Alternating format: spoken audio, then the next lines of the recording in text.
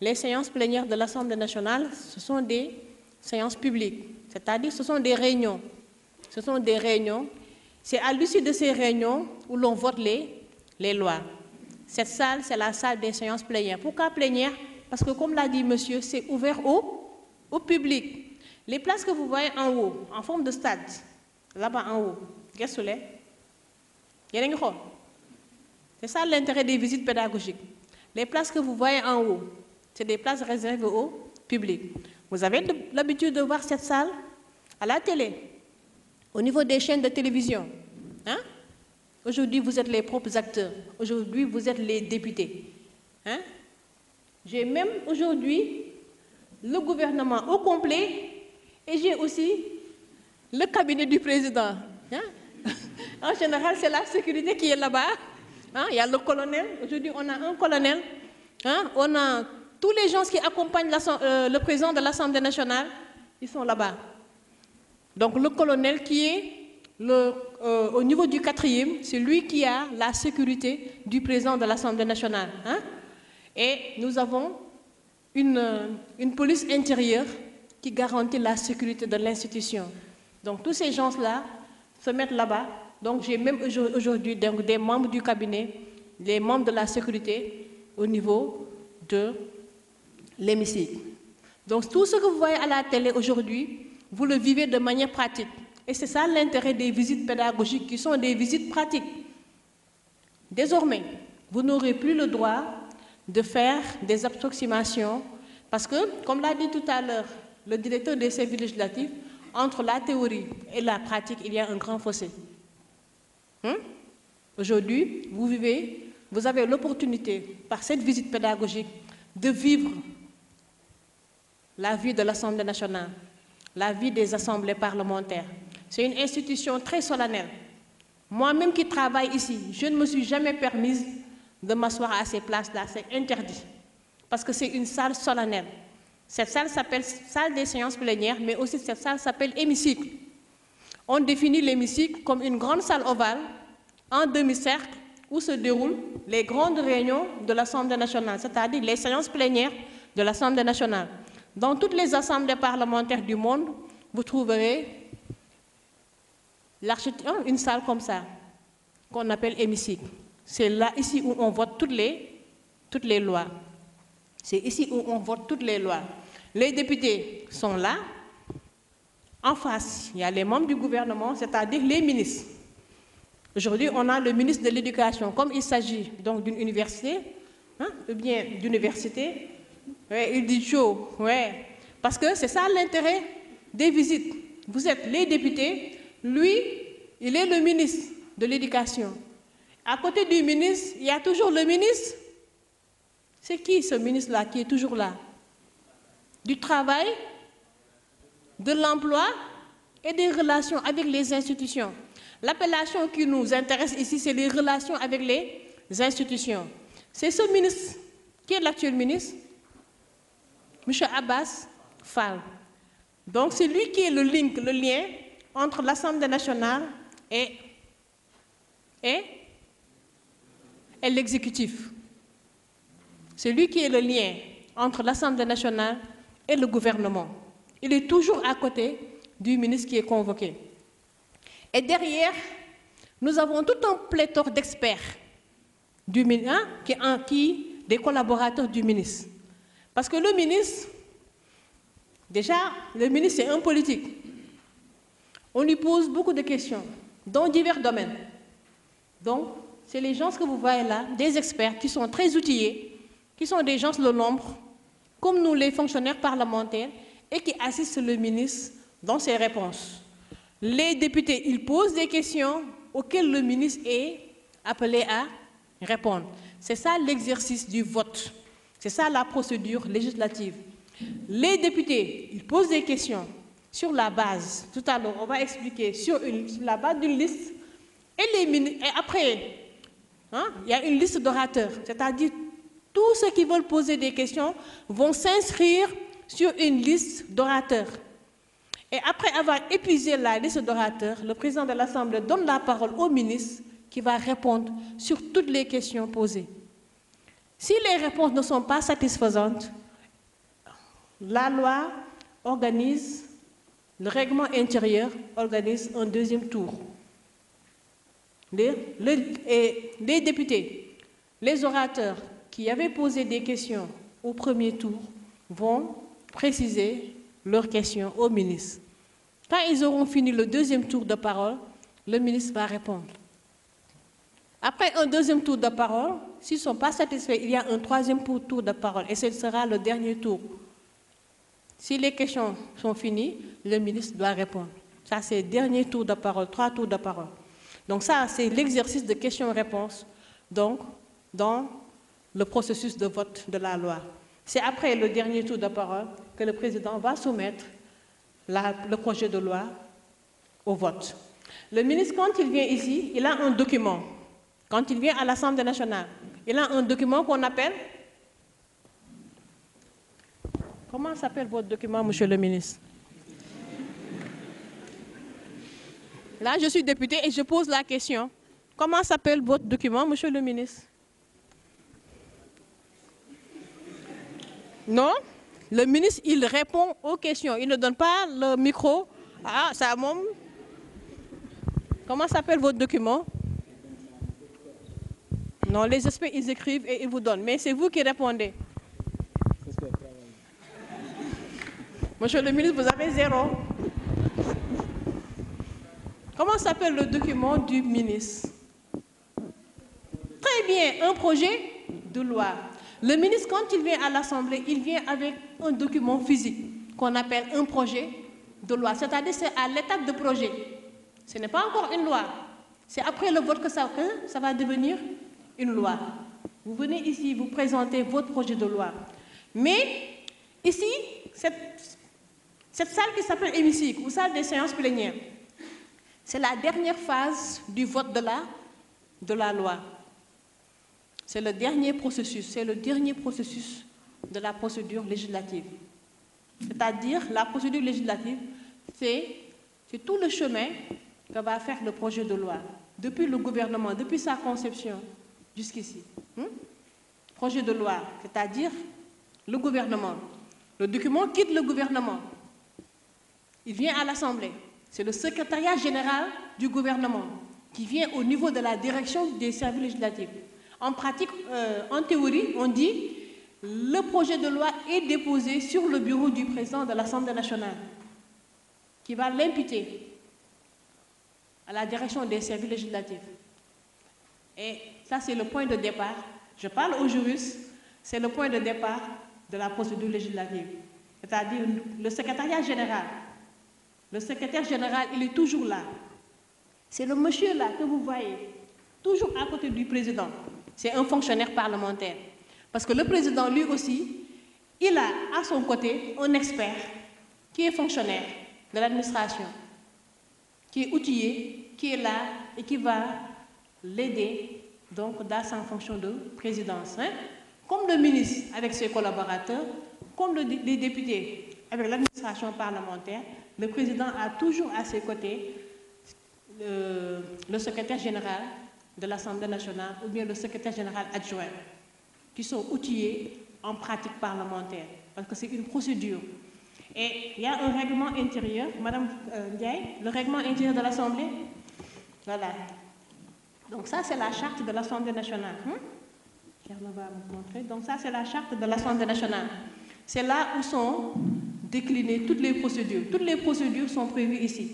On n'invente rien. C'est une loi organique qui précise les dispositions de la Constitution. La Constitution qui est la loi fondamentale, qui est en dessus de tout. Mais on a une loi intérieure qu'on appelle le règlement intérieur, qui a été érigé au rang de loi organique et qui précise les dispositions de la Constitution. Donc c'est dans ce règlement intérieur où toutes les procédures sont prévues. Donc, comme je le disais tout à l'heure, ce qu'on voit en réalité à la télé, c'est la dernière phase de la procédure législative, c'est-à-dire les séances plénières.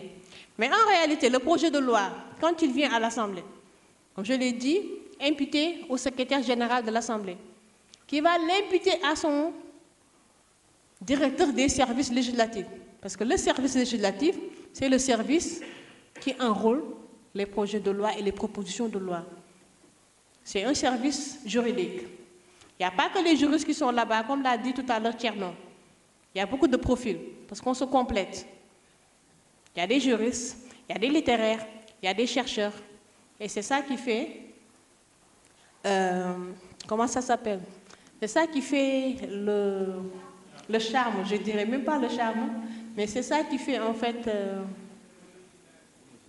voilà. Bon. C'est un service multisectoriel, hein? C'est un service multidisciplinaire, je dirais multidisciplinaire, hein? Où on a toutes les compétences. Parce que le projet de loi, déjà, doit être traduit en bon français. C'est du français d'abord. Hein? Coup d'égout français, do ay mathématiques, coup d'égout français, do ay droit. La base, c'est le français. Quand on est bon en français, on est bon dans toutes les matières. Hein? C'est un secret. Moi, je vous le dis, mon papa me disait, j'avais toujours de très mauvaises notes en mathématiques. Je n'aimais même pas les maths. Je n'aimais même pas les maths. Au bac, pour ne pas avoir 0, j'ai eu 1. Je n'ai pas honte. Et pourtant, j'ai eu bac d'office. Parce que oui, je n'aimais pas du tout les maths. Mais mon papa, pour m'intéresser aux maths, il me dit, Mme Lissa, pour être un bon mathématicien, il faut être un bon littéraire. Pour être un bon mathématicien, il faut être un bon littéraire. J'étais très bonne dans les matières littéraires, mais je n'aimais pas du tout le maths. C'est des choses qui arrivent. Je n'aimais pas du tout le maths. Donc, pour ne pas avoir 0 en mathématiques, on m'a donné 1. Mais j'ai eu d'office parce que j'étais très bonne ailleurs. J'avais beaucoup de meilleures notes ailleurs. Donc, pour être bon partout, il faut être un bon littéraire. Donc, le projet de loi, il doit être articulé en bon français. On n'a aucun, comment ça s'appelle? On n'a pas le droit de toucher à un projet de loi, même si c'est mal rédigé, c'est un projet de loi. C'est les députés qui doivent après faire des corrections, c'est-à-dire des amendements. Si le projet de loi est mal rédigé, c'est aux députés de toucher ça par l'intermédiaire, par la procédure des amendements, c'est-à-dire des observations et des corrections. Donc le projet est enrôlé au niveau du service législatif, c'est-à-dire on l'inscrit, on lui donne un numéro. Déjà, au service législatif, quand le projet vient, on nous l'impute. Le directeur des services législatifs va l'inscrire dans le tableau des affaires en instance. Tableau des affaires en instance. Ensuite, c'est inscrit, tableau des affaires en instance, c'est numérisé. C'est numérisé. Comme je l'inscris moi ou mes collègues dans le cahier des rôles, c'est numérisé dans le tableau des affaires en instance. C'est-à-dire les affaires qui vont être soumises à l'examen. Avec un numéro d'ordre. Par exemple, aujourd'hui, en 2025, quand le nouveau gouvernement est venu, quand on a eu une nouvelle Assemblée nationale, le tout premier projet de loi qui nous est parvenu ici, il y a un numéro, c'est-à-dire 1-2025. Le numéro d'ordre, la date d'arrivée, on nous le transmet aujourd'hui, je mets la date d'arrivée, on renseigne l'ordre, le grand cahier, le numéro d'ordre, le numéro d'arrivée. Ensuite, la provenance, c'est-à-dire l'origine, gouvernement. Et ça, si vous faites vos recherches dans ce grand rôle, immédiatement, vous savez que c'est un projet de loi. Gouvernement, vous n'avez même pas besoin de pousser plus loin, c'est un projet. Et si c'était les députés? L'origine? Oui, mais l'origine, c'est qui? Je mets qui? Le parlementaire, c'est-à-dire le député. Si c'est une proposition de loi, si c'est monsieur, je mets son nom. J'inscris son nom. Monsieur tel, tel, tel. Et là, vous saurez que et je mets député de PASTEF, les Patriotes, c'est-à-dire, hein, ou bien député de l'opposition, hein, je mets le parti. Immédiatement, vous savez que ce sera une proposition de loi. Donc, origine, gouvernement. Et après, je mets l'objet, c'est-à-dire l'intitulé du projet de loi. Projet de loi tendant, projet de loi ratifiant. Donc, je mets l'intitulé du projet de loi. Ensuite, je mets le numéro du décret. Donc, peut-être sur Internet, sur le site de l'Assemblée, vous pouvez avoir, comment ça s'appelle, un exemplaire d'un projet de loi. Hein? Je pense que vous pouvez l'avoir aussi sur le site du gouvernement, gouv.sn. Hein? Vous avez toutes les informations donc, sur le projet de loi, comment c'est présenté. C'est pour votre façon, vous êtes des étudiants en sciences politiques. Peut-être un jour, vous allez donc vous intéresser au gouvernement, à l'exécutif, à l'Assemblée nationale et faire votre carrière au niveau de l'administration. Donc, il faut savoir toutes ces présentations-là au niveau du gouvernement et au niveau des propositions de loi au niveau de l'Assemblée nationale. Donc, immédiatement, la procédure, elle sera déclenchée si le président de l'Assemblée, parce que le dernier mot, le président, il est informé déjà qu'il y a un projet qui est déposé sur sa table. Et c'est lui qui va donner suite, en relation, bien sûr, avec le gouvernement. Si c'est un projet de loi, parfois, il y a des procédures d'urgence. Parfois, le projet de loi n'a aucune urgence, mais c'est eux qui voient l'opportunité d'examiner. L'essentiel, c'est que nous, on renseigne que c'est dans le tableau des instances. Et quand ce projet doit être examiné, le président, encore, il fait un retour au niveau de l'administration. Il émet la demande. C'est décidé au plus haut niveau.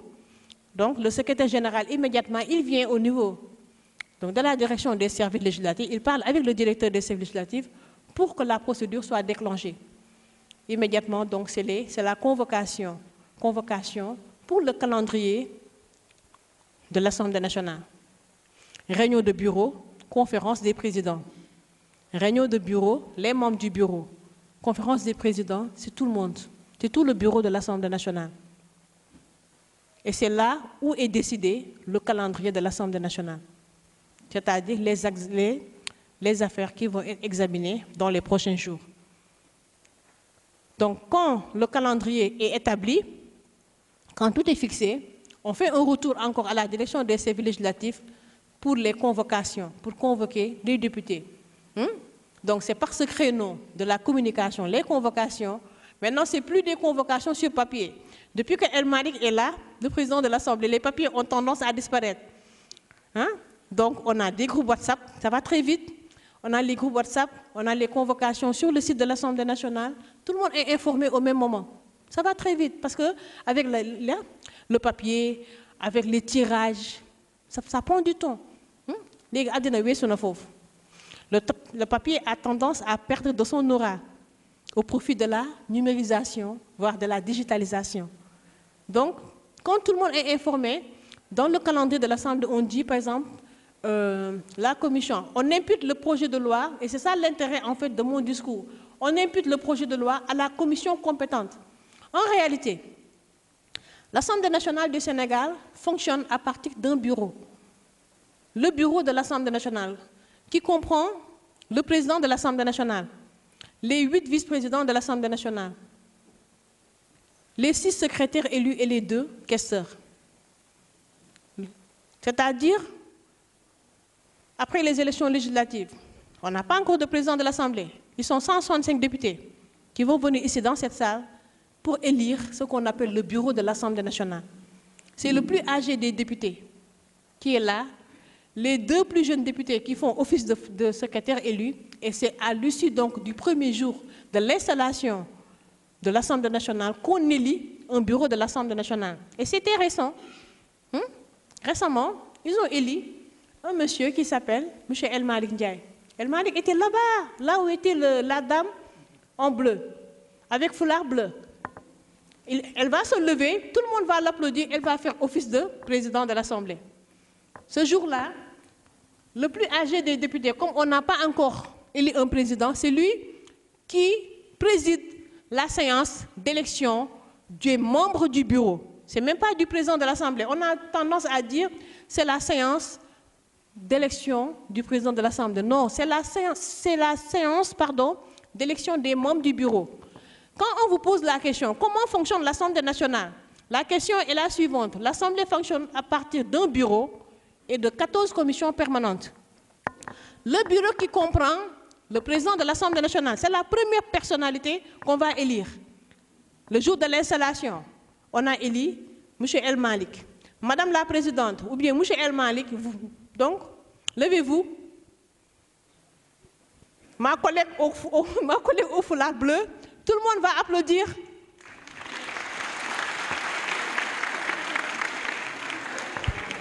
Madame Ndiaye va vous installer dans vos fonctions de président de l'Assemblée nationale.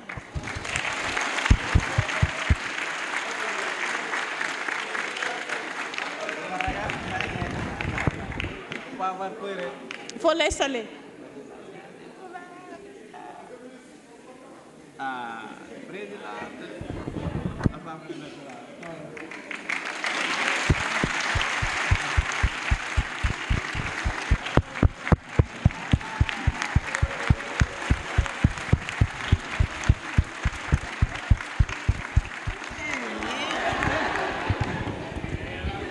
Oui, et c'est le même geste qu'avait fait le président de l'Assemblée. Il avait fait comme ça, déjà. Moi, j'ai vu une photo. Il était tout ému. Il avait posé sa main.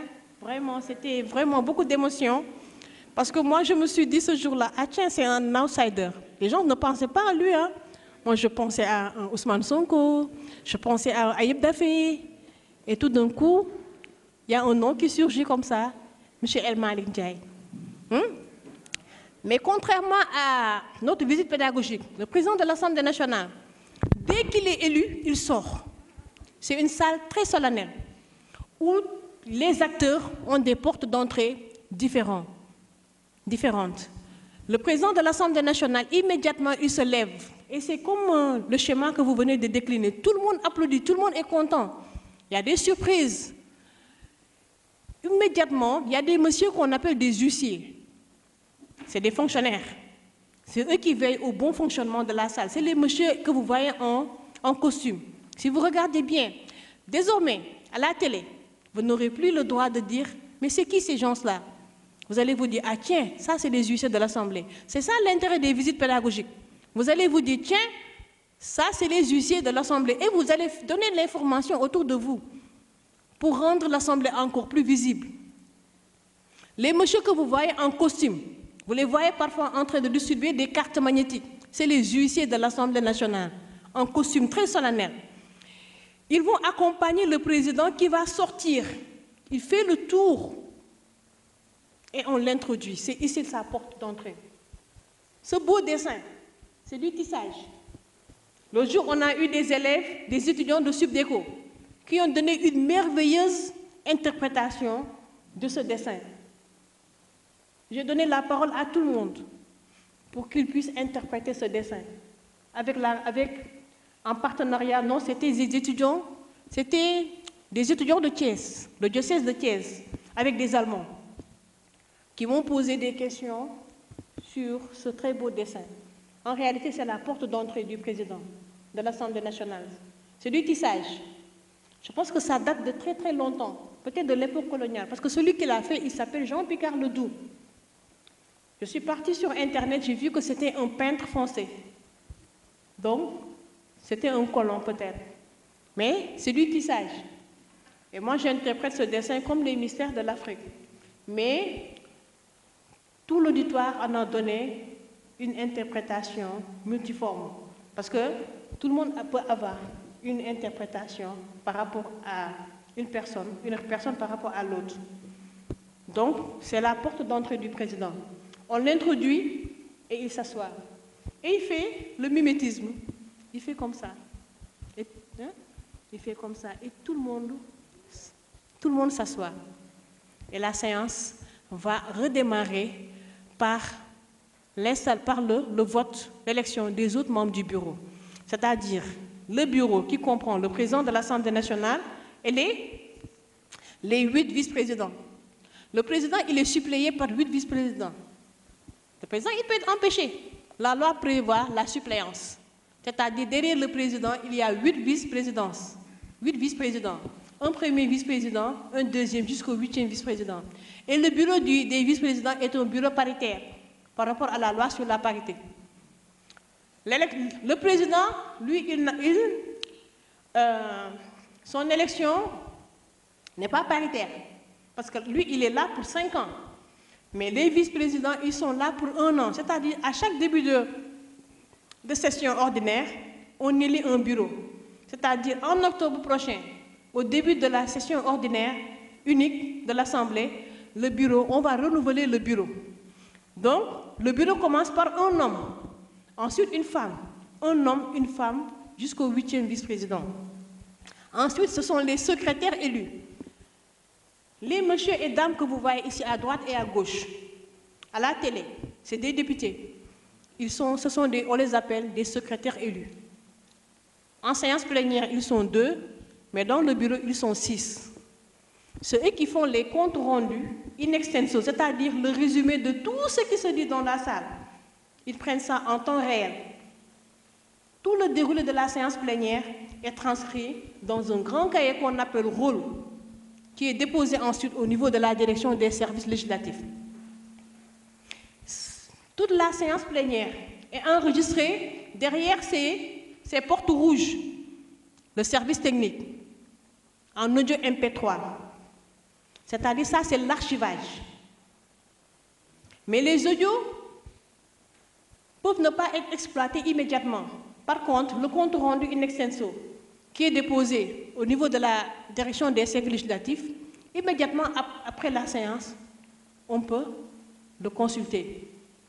Le président de l'Assemblée nationale, ou bien le secrétaire général, ou bien le directeur des services législatifs peut avoir besoin d'informations réelles sur sur le déroulé de la séance, ce qui s'est passé en temps réel dans la séance. Au niveau de la séance, comment il fait? Il va consulter le grand cahier. C'est pourquoi on leur dit de bien renseigner le cahier, depuis le début de la séance plénière jusqu'à la fin de la séance plénière. Parce que c'est ce cahier qui fait foi. Mais aussi, nous avons le service législatif qui veille au grain, qui est toujours là derrière. C'est-à-dire Mme Ndiaye, M. Diop, qui sont des experts aussi en droit parlementaire et en pratique parlementaire. C'est-à-dire le règlement intérieur. Ils veillent à ce que toute la procédure au niveau du règlement intérieur soit respectée.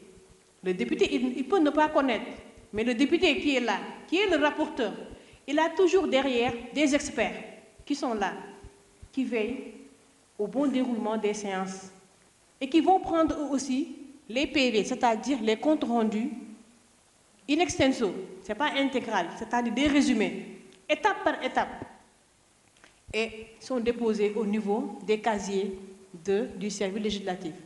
Donc c'est ça qui fait foi pour l'archivage en attendant d'exploiter l'enregistrement audio des différentes séances plénières. Donc nous avons, l'Assemblée nationale fonctionne à partir d'un bureau qui comprend le président de l'Assemblée nationale, les 8 vice-présidents, les 6 secrétaires élus et les 2 questeurs. Très bien. C'est quoi un questeur? C'est quoi un questeur?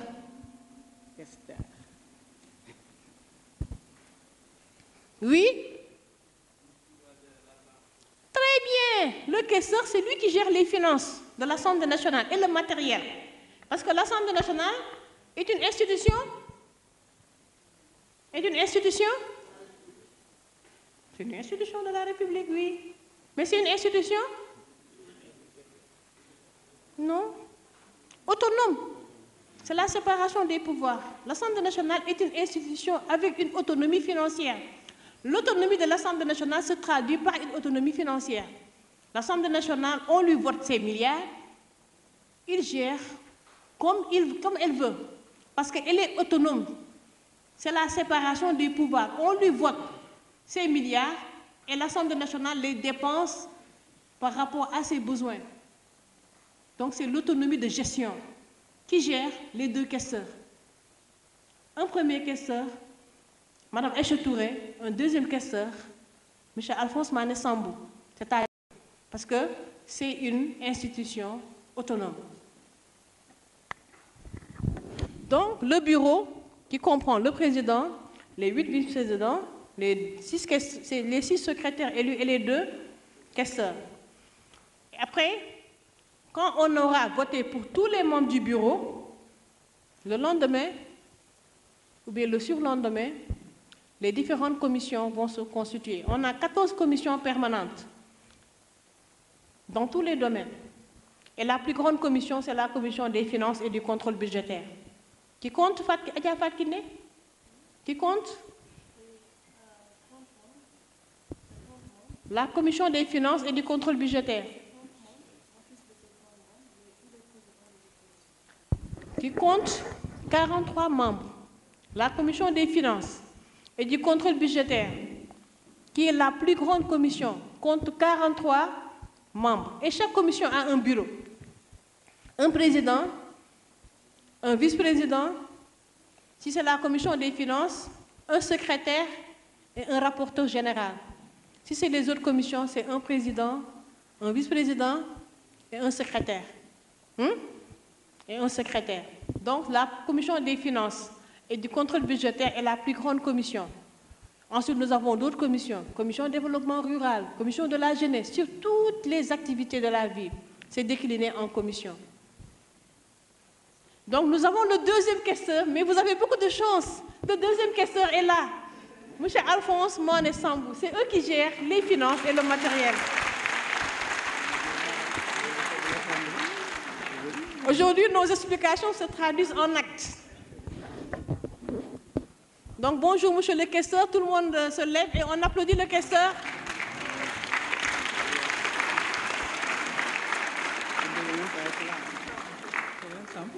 Le questeur me dit, je ne devais même pas être là, comme le directeur des services législatifs. Donc ça, c'est une opportunité qui vous est offerte. Je donne la parole au questeur pour vous souhaiter la bienvenue. C'est des étudiants de l'UCAD, des étudiants de l'UCAO, des étudiants de l'UGB, donc des étudiants qui nous viennent de Saint-Louis et de l'Université virtuelle du Sénégal. UCAD, c'est des étudiants dans tous les domaines, sciences politiques, gouvernance territoriale, c'est vraiment toutes les disciplines. Voilà, bonjour. Je me nomme Alphonse Mané Sambou.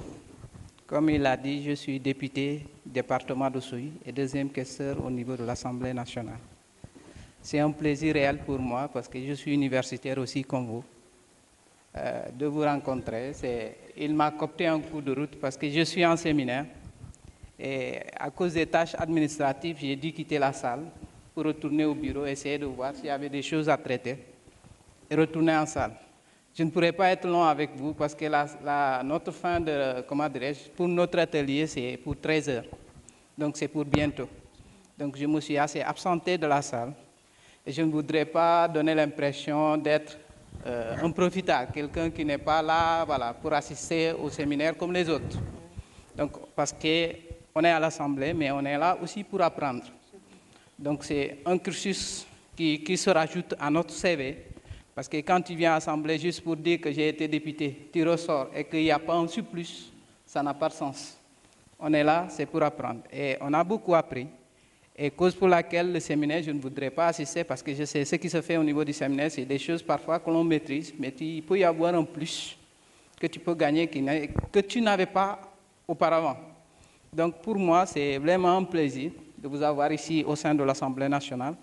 Parce que je vois que c'est presque toutes les universitaires en dehors des universités de Bambey, Thiès et de Ziguinchor, Kaolack, qui ne sont pas là. Mais si on me dit que c'est ICAD, IGB, donc c'est déjà un plaisir. On vous souhaite vraiment un bon séjour et qu'on prie également que Dieu vous ramène en paix. Pour ceux qui sont venus de Saint-Louis, retournez à Saint-Louis en paix et reprenez les cours dans de bonnes conditions. Je ne serai pas long, c'est juste ces mots de prière que je peux donner et vraiment vous souhaiter les bienvenus. Merci.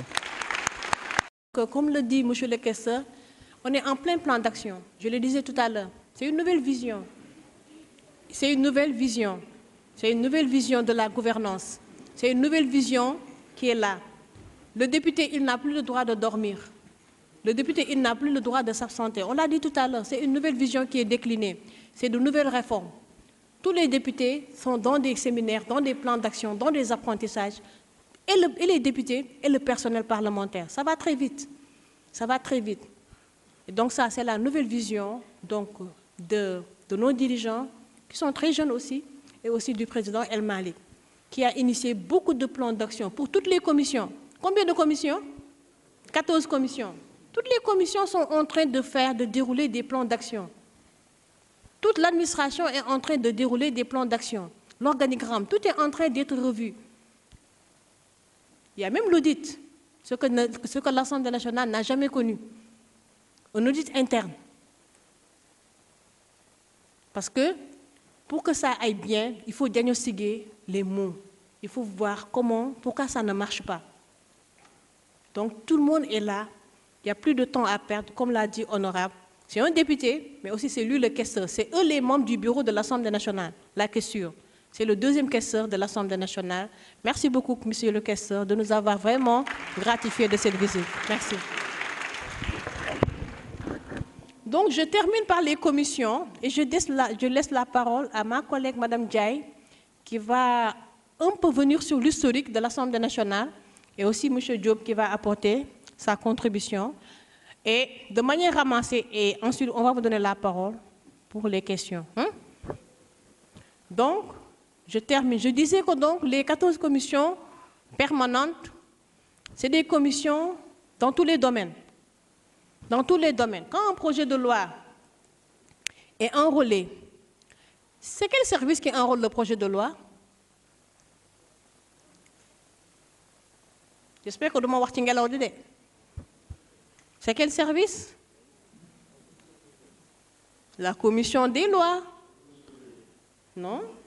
Le service législatif, bravo! Le service législatif. Le président de l'Assemblée nationale, le projet de loi est déposé sur le bureau de l'Assemblée nationale, qui va l'imputer au secrétariat général, qui l'impute à son tour au service législatif. Très bien, c'est le service législatif. Ce n'est pas la commission des lois, ça c'est le bureau, ça c'est le fonctionnement interne de l'Assemblée nationale, ça c'est les députés. Mais c'est le service législatif qui enrôle les projets de loi.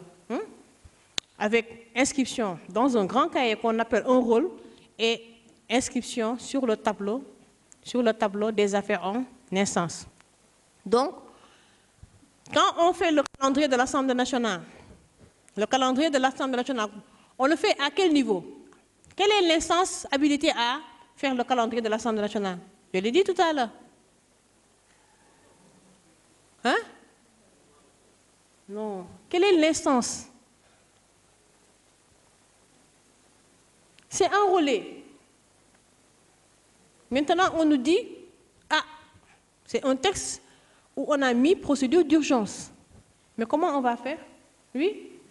Très bien. Il y a une réunion de bureau. Il y a une réunion de bureau. C'est-à-dire, membres du bureau, les membres du bureau, ils vont se réunir. On va mettre convocation. Les membres du bureau de l'Assemblée nationale sont convoqués aujourd'hui à 15 h pour information. Après le bureau, c'est la conférence des présidents. C'est là où on établit le calendrier de l'Assemblée nationale. Quand la conférence des présidents est finie, immédiatement le secrétaire général, qui assiste aux réunions de bureau, qui assiste à la conférence des présidents, quand il descend, immédiatement il se dirige vers la direction des services législatifs pour nous instruire.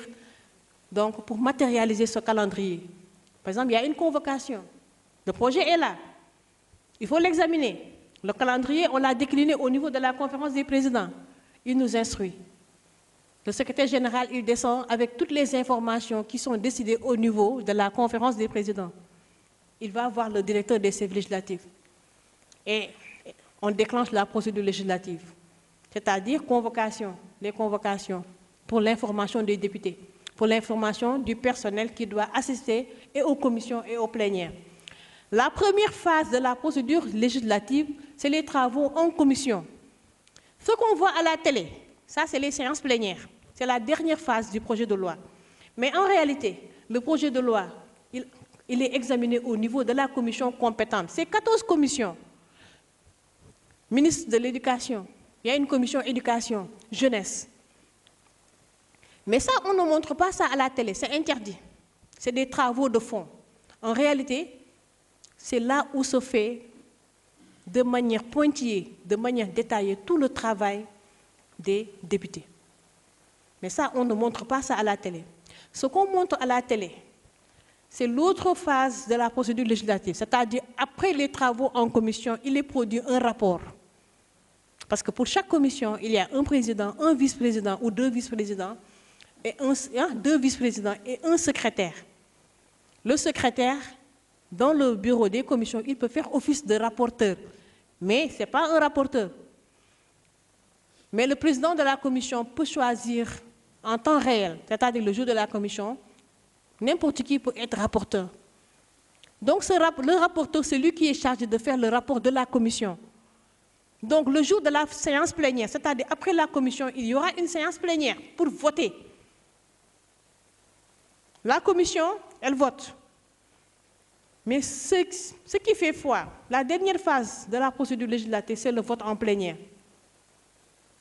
Donc, ce rapport sera lu ici. C'est ce que vous voyez à la télé, le président de l'Assemblée, Madame le Président. À l'ouverture de la séance, qu'est-ce que vous allez dire? La séance est ouverte. Le président, il dit « Bonjour, chers collègues, la séance est ouverte. » Allez-y. Ça marche pas. Allez-y. Est ouverte.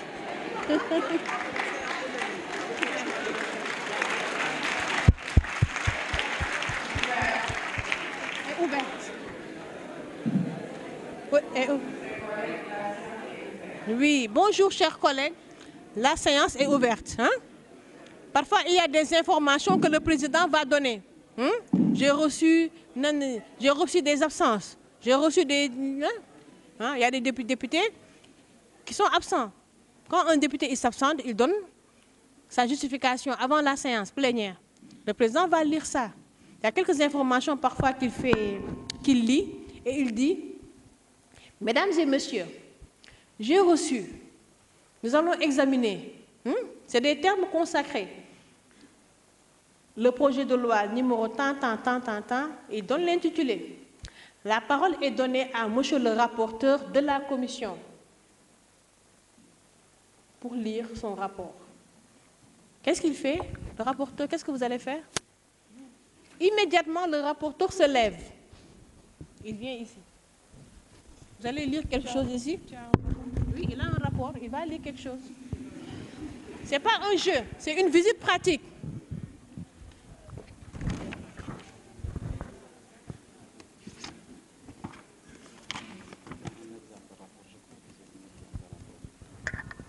Lis ici. Lis, oui, lis, vas-y. Vas-y rapidement.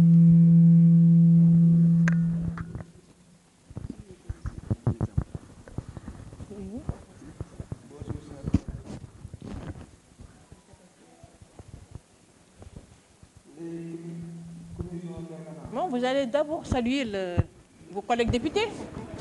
Déjà, ce n'est pas un jeu, c'est une pratique. Déjà, le rapporteur, quand il vient, il dit « Merci beaucoup, monsieur le président. » Merci beaucoup, monsieur le président. Madame la présidente. Oui, c'est monsieur le président, c'est El Malik, oui.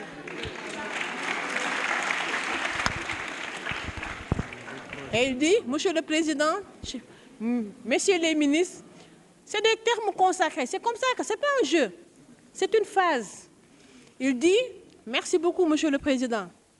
Monsieur le président de l'Assemblée nationale, messieurs les ministres, chers collaborateurs des ministres, chers collègues, vas-y.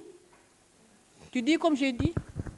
Merci, madame la ministre. Oui. Monsieur les ministres.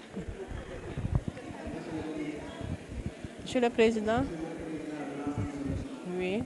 Monsieur les ministres, oui, je vous salue. Voilà, je vous salue. Messieurs les ministres. Messieurs les ministres, chers collaborateurs des ministres, chers collègues, je vous salue. Je veux commencer.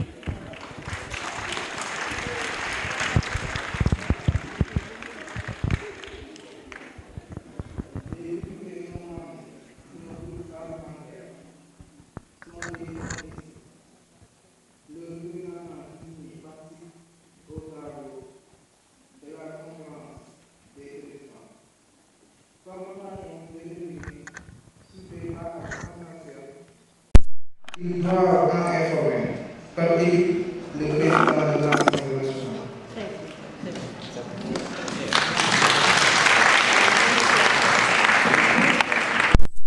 Et à la fin, il dit merci. Après le rapport, non, c'est ça qu'il a dit. Il a dit tout bas, il dit, je vous remercie. Et il va s'asseoir. Immédiatement, le président, il dit, monsieur le ministre, allez-y, avez-vous des observations à faire sur le rapport? Monsieur le ministre, avez-vous des observations sur le rapport? Yes. Monsieur le ministre, vous avez la parole. Merci beaucoup. Bonjour, Madame la Présidente de l'Assemblée nationale. Madame le ministre, chers membres du gouvernement, honorables députés, bonjour.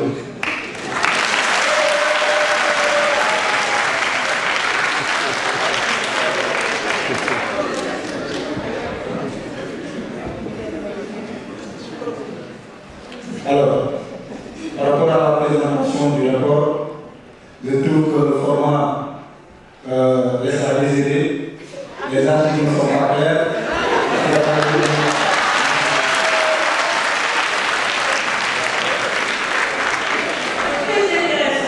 C'est ça, c'est des observations de forme. Donc c'est ça que je voulais faire. Le ministre, il fait des observations de forme. Il dit le format, c'est-à-dire la forme du rapport n'est pas bien. C'est-à-dire que le rapport n'est pas bien présenté. Le ministre, il fait des observations de forme. Les députés vont aussi faire des observations de forme. Après le ministre, le président, il donne la parole aux députés qui vont faire aussi des observations. Mais uniquement sur la forme du rapport. Parfois, il y a des oublis, il y a des erreurs. Il y a le secrétaire général adjoint, M. Fadel, Saloli Fadel Touré. Oui, c'est fermé. Donc ça, c'est le patron de l'administration. Comme je l'ai dit, à côté du président, il y a toujours le secrétaire général ou le secrétaire général adjoint.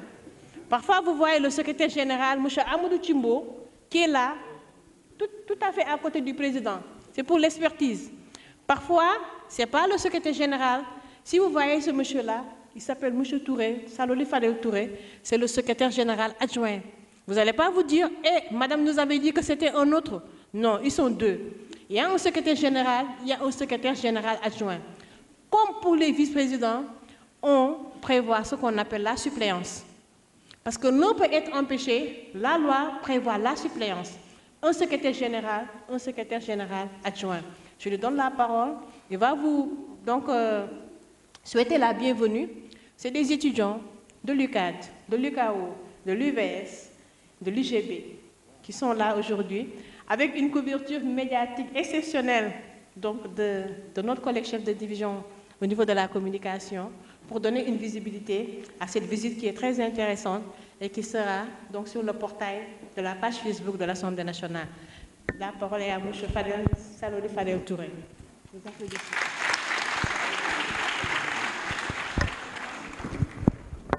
Est-ce que le règlement intérieur me permet de prendre la parole ici? C'est sûr. C'est sûr. D'accord, là vous me rassurez quoi. Je ne sais pas. Bonjour à tout le monde. Je suis ravi de faire connaissance avec ce beau cocktail. Je pense qu'il y a UCAD, il y a UVS, il y a UKO et UGB. Mais moi je suis pour UCAD.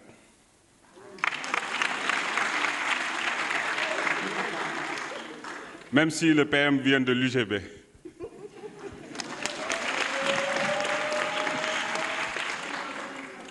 Et par contre, UCAO, je pense que c'est la meilleure université privée du Sénégal. Et l'UVS, je pense que ça, c'est le futur, n'est-ce pas? Et qu'est-ce qui reste? C'est tout? J'ai fait le tour? Allez, bienvenue à tous. Moi, je me nomme Saloli Fadel Touré. Je sais que mon premier prénom est difficile parce que souvent les gens n'ont pas, en tout cas, il n'y en a pas beaucoup, comme homonyme au Sénégal, Saloli. C'est un prénom wolof porté par un manding. Bref, je suis très ravi de vous voir ici, même si j'ai un certain penchant pour l'UCAD, Kër Mam Cheikh Anta Diop, par où je suis passé jusqu'en deuxième année de thèse. Ensuite, par un concours, je suis venu ici. Bref. Mais je veux vous rassurer d'une chose, c'est que vous êtes entre de comment on le dit, de très bonnes mains ici. Madame Mam Lissa Sow est une experte dans tout ce qui est à voir avec l'Assemblée nationale. Et elle est bien encerclée. Ben oui, avec une expérience de plusieurs dizaines d'années, donc ça veut dire que vraiment elle a de la matière à vous donner. Non, mais c'est vrai. Et autour d'elle, vous avez des jeunes très talentueux, des juristes de haut niveau. Donc franchement, je pense que vous aurez de quoi emporter chez vous et vous n'allez pas dormir bête aujourd'hui. OK? Maintenant, ce que j'aimerais vous lancer comme message, je vais y aller très vite, c'est que je voudrais vous parler de la nécessité de croire en vos rêves. Moi, je me rappelle à mes années d'étudiant, j'avais une ambition, une forte ambition pour la politique. Et je l'ai assumée. Croyez-moi, mes parents, quand je dis parents, mes frères et sœurs n'étaient pas tout à fait d'accord avec moi. Parce que j'étais un peu virulent, comme le PM de notre pays.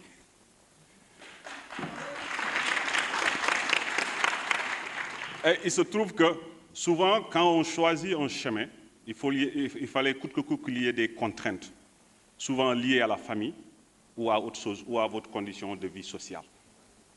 Mais croyez-moi, au lieu que ça soit une contrainte, c'est plutôt des motivations. Il suffit juste de mettre en place un mindset capable de vous booster devant. Tout peut vous sembler un peu impossible à un moment donné dans la vie. Je vous donne des anecdotes. Pour ceux qui sont à l'UCAD de nos jours, peut-être peuvent ne pas être au courant de ça. Mais il arrive parfois de prendre comme petit déjeuner juste du pain, du beurre, du lait et du sucre. Mais le soir, si ce n'est pas du tchakri, je ne sais pas si on en vend toujours à l'UCAD, il n'y en a plus, mais ce serait surtout du pain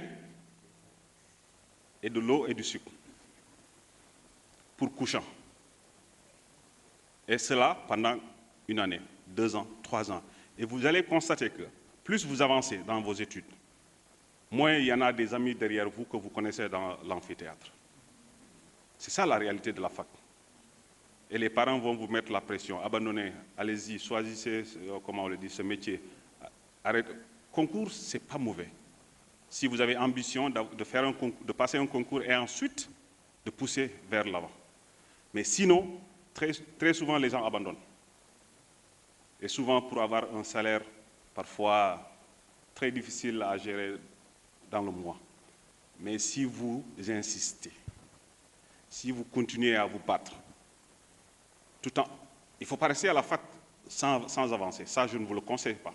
Mais si vous restez à la fac, c'est pour avancer. C'est pour aller d'année en année en avance. Mais si vous continuez sur ce chemin-là, je suis sûr et certain qu'un jour, vous allez sourire. Et c'est ça l'essentiel de la vie. Parce qu'en réalité, sans ambition, sans espoir, il n'y a plus de vie. Donc, battez-vous pour votre conviction, battez-vous pour vos rêves. C'est tout ce que j'ai à partager avec vous. Merci beaucoup. Et Beaucoup Egea. Donc, ce qu'il a partagé avec vous, c'est ce qu'il est devenu aujourd'hui, un grand leader. Donc, à force de persévérance, à force d'y croire, un jour ou l'autre, ça finit par marcher. Donc, aujourd'hui, il est le secrétaire général, comme il l'a dit, adjoint de l'Assemblée nationale. Donc, c'est un parcours. c'est un parcours académique. Et aujourd'hui, il est à un niveau de décision. C'est ce que je vous disais tout à l'heure. Vous pouvez être des leaders. Le leader est associé à la prise de décision. Donc, il nous a donné la clé pour être leader. Il n'y a pas de miracle. C'est-à-dire les études. Pousser toujours plus haut, toujours plus haut, toujours plus haut. Allez donc. On a dit, en tout cas, tant qu'il y a de la vie, il y a de l'espoir. Donc, toujours plus haut et accéder aux prises de décision de manière très, très poussée. Un jour, on peut vous avoir comme des députés, comme président de l'Assemblée nationale, comme Premier ministre.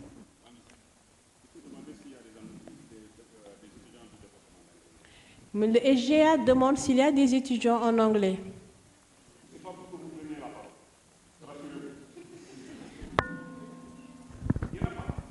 Le responsable est là. Juste pour précision, c'est l'association des étudiants africains en sciences politiques qui est ici présente. Politique. Voilà.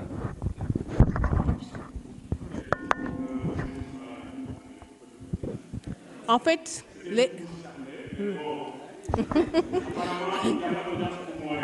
en fait, le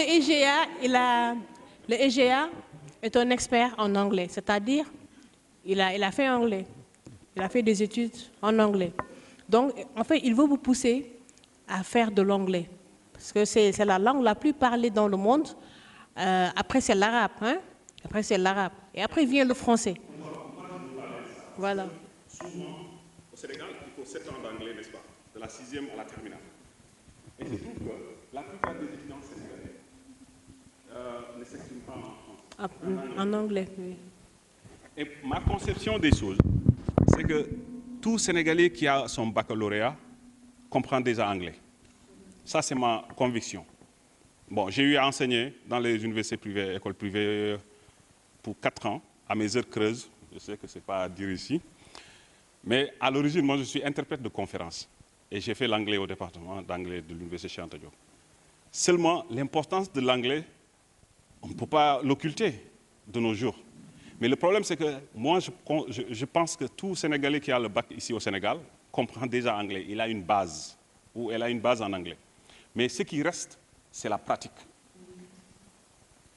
Maintenant, cette pratique, souvent, il y a une sorte de complexe que nourrit beaucoup de gens et qui les empêche de parler anglais. Or, l'anglais, c'est comme le manding pour moi, c'est comme le wolof, le djola. C'est-à-dire, il faut s'amuser avec cette langue pour pouvoir la parler correctement. Et accepter de commettre des erreurs. Et heureusement pour vous, l'anglais n'est pas comme le français. En français, tu commets une erreur devant un Français ou un francophone, il vous dit, vous êtes sûr que c'est du français? Mais un anglais ne vous dira jamais ça. Pour eux, le plus important, c'est l'idée que vous véhiculez. À chaque fois, tant qu'ils comprennent ce que vous dites, il n'y a pas de matière à discussion. Donc, du coup, je voudrais vraiment que vous démystifiez cette langue pour qu'elle puisse vous ouvrir d'autres portes. Hyper importante, croyez-moi. Il y a 2 ou 3 semaines, je viens du Parlement africain à Johannesburg. Mais pour vous dire la vérité, après avoir fait quelques tours en Europe, j'ai compris l'utilité de l'anglais. Mais quand je suis allé à ce Parlement, en communion avec les autres parlementaires, qu'ils soient francophones ou anglophones, j'ai constaté que, en réalité, la langue anglaise n'est plus une clé. Ce n'est pas seulement une clé. C'est une clé et une porte.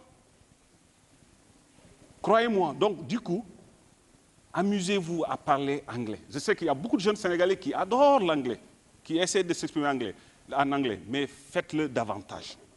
Parce que, croyez-moi, avec les sciences po, et que si vous avez l'anglais de plus, alors là, c'est autre chose. Donc voilà, c'est ce que j'avais à partager avec vous. Merci. Là, je quitte la salle. Hein. Merci beaucoup, SGA. Le message est passé. On va tous nous perfectionner en anglais, aller apprendre l'anglais. Comme il l'a dit, c'est une langue universelle. C'est une langue universelle, vous en aurez besoin. Donc, au niveau, donc, dans le processus de votre formation, Donc vous en aurez besoin partout où vous irez.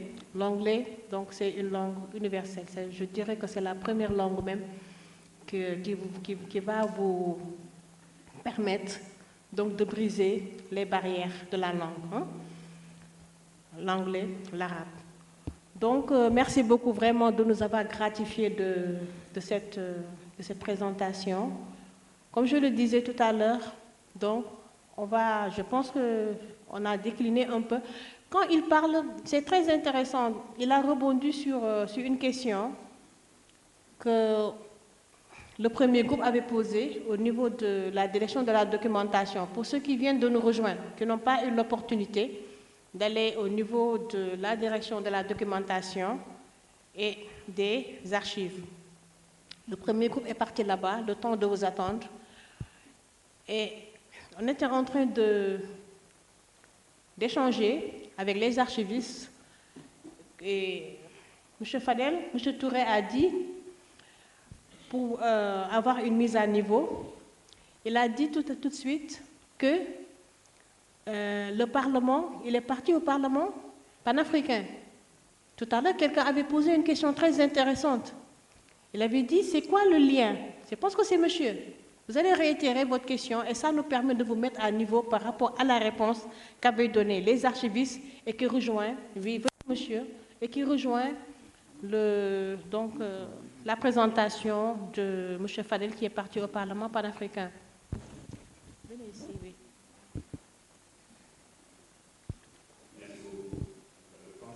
Vous présentez? Vous présentez? Mamadou Pouy. D'accord.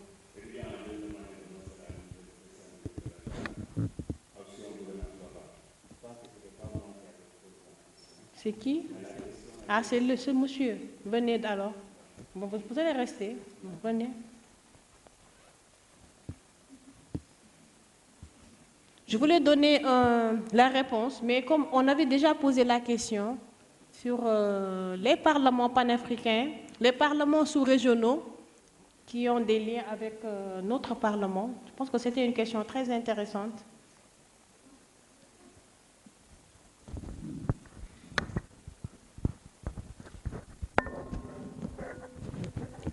Bon après-midi à tous. Je réponds à l'identité de Silla Omar, étudiant en sciences politiques en licence 2 à l'Université Cheikh Anta Diop de Dakar.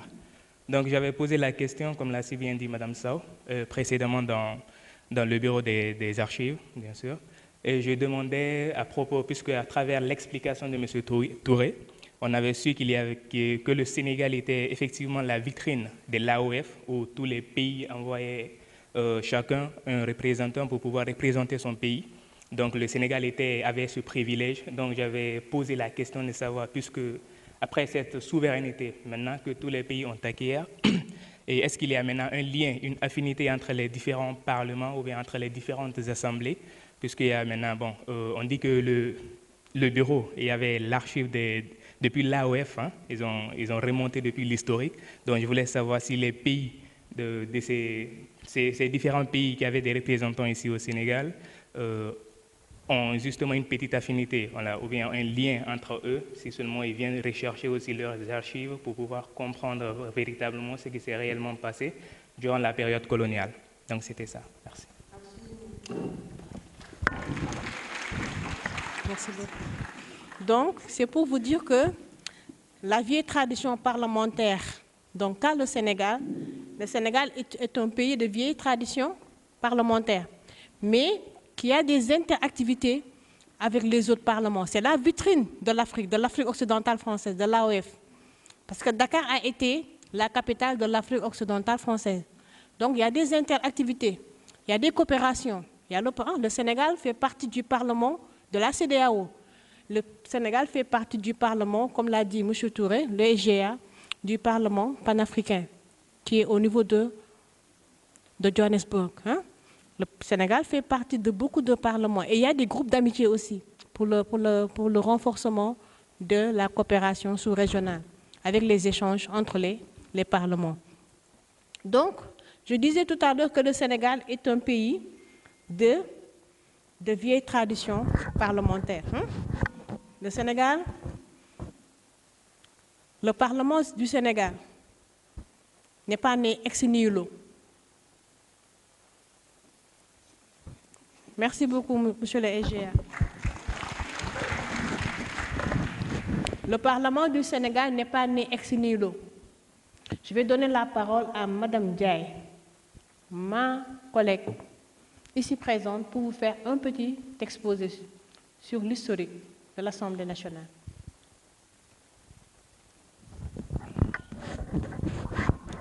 Donc, est-ce qu'on va pas laisser l'historique à notre historien? Comme ça, je vais parler de l'évolution. Tout petit et complet. Comme ça, on va laisser la parole après aux autres pour faire les questions. Voilà. Rebonjour. Donc, pour parler de l'historique de l'Assemblée nationale, donc, vu que nous avons un historien dans le groupe, donc peut-être qu'il va, et je parle sous son contrôle également. Donc, pour l'historique, l'Assemblée nationale, il y a ce qu'on appelle la pose de la première pierre. C'était en 1954 par M. Robert Buron. Et 2 ans après, il y a eu l'inauguration.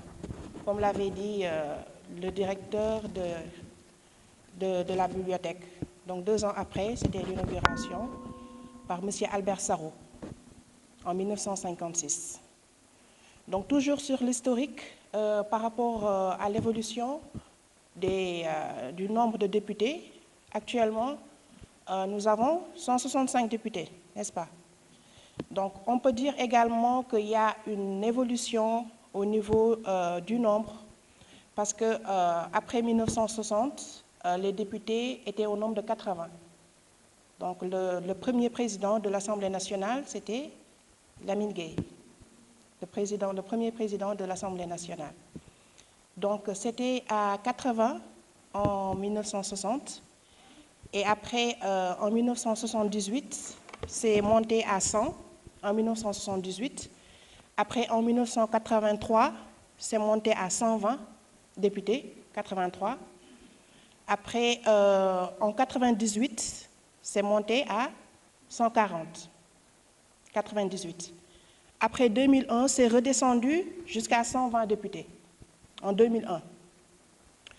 À la 11e législature, donc après c'était en 2007, la 11e législature, on a eu 150 députés à la 11e législature.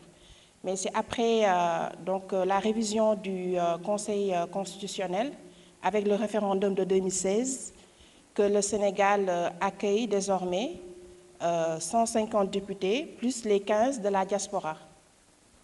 Donc ça, c'était depuis le référendum, avec la révision de la Constitution. Donc 150 plus les 15 de la diaspora, ça fait 165 députés. Donc les Sénégalais de l'extérieur ont désormais la possibilité d'envoyer leurs représentants à l'Assemblée nationale du Sénégal. Voilà. Donc comme on le sait déjà, l'Assemblée nationale, c'est la 2e institution du pays, et elle vote seule les lois. Et pour les missions également des députés, mis à part la représentation nationale et vote des lois, ils sont également chargés du contrôle de l'action du gouvernement et également l'évaluation des politiques publiques. Donc pour finir, avant de donner à mon collègue, pour les conditions, il y a également des conditions pour être député. Donc pour l'âge également, il faut avoir au moins 25 ans, avoir la nationalité sénégalaise, et la 3e condition, jouir de ses droits civiques et politiques. Donc ils sont là pour représenter le peuple, mais également il y a des conditions pour être député. Voilà. Donc je vais passer, pour ne pas monopoliser la parole. Donc, oui, mais elle va rebondir avec les questions. Voilà.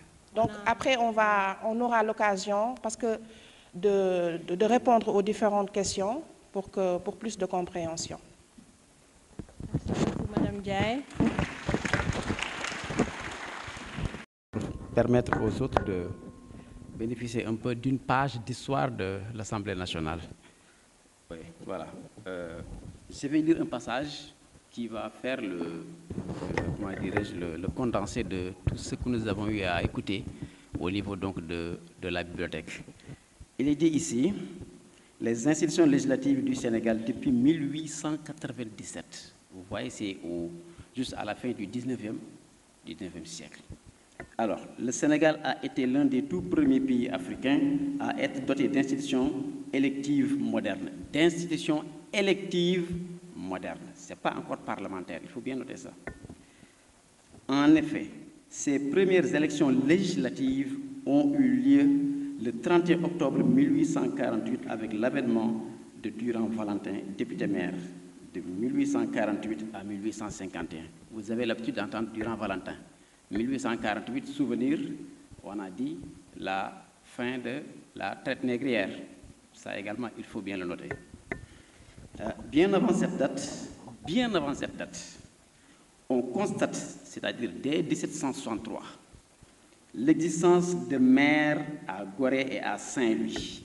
On se le rappelle, les 4 communes. Voilà. Bien qu'il s'agisse là d'élections municipales, ce n'est pas encore parlementaire, il faut bien le noter. Donc, nous pouvons sans conteste retenir 1848 comme la date marquant le début de l'évolution des institutions législatives au XIXe siècle. Vous voyez tout à l'heure. Voilà, au Sénégal, bien qu'il ait été noté la participation du Sénégal aux États généraux de 1789. Vous avez une fois entendu les États généraux? C'est lors de la Révolution française, il a été demandé que les cahiers de doléances puissent accéder au niveau du roi. Si vous avez souvenir, vous êtes en Sciences Po, il faut vous documenter sur ces pages d'histoire qui sont tellement en connexion avec les faits contemporains. Alors, en résumé, on a un conseil général de 1879 à 1920. On a le conseil colonial de 1920 à 1946. Le conseil général qui revient de 1946 à 1952. L'assemblée territoriale de 1952 à 1958. Et qui siégeait à Saint-Louis. Tout à l'heure, voilà, le directeur l'a dit.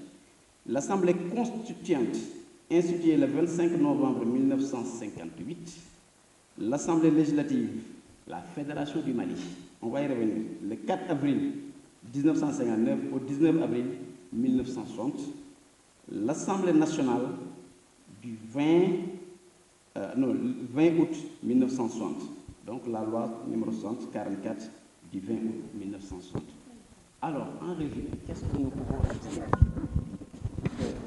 C'est bien vrai qu'on dit que Lamine Gueye est le premier président de l'Assemblée nationale du Sénégal indépendant, mais le Sénégal a déjà connu une expérience parlementaire.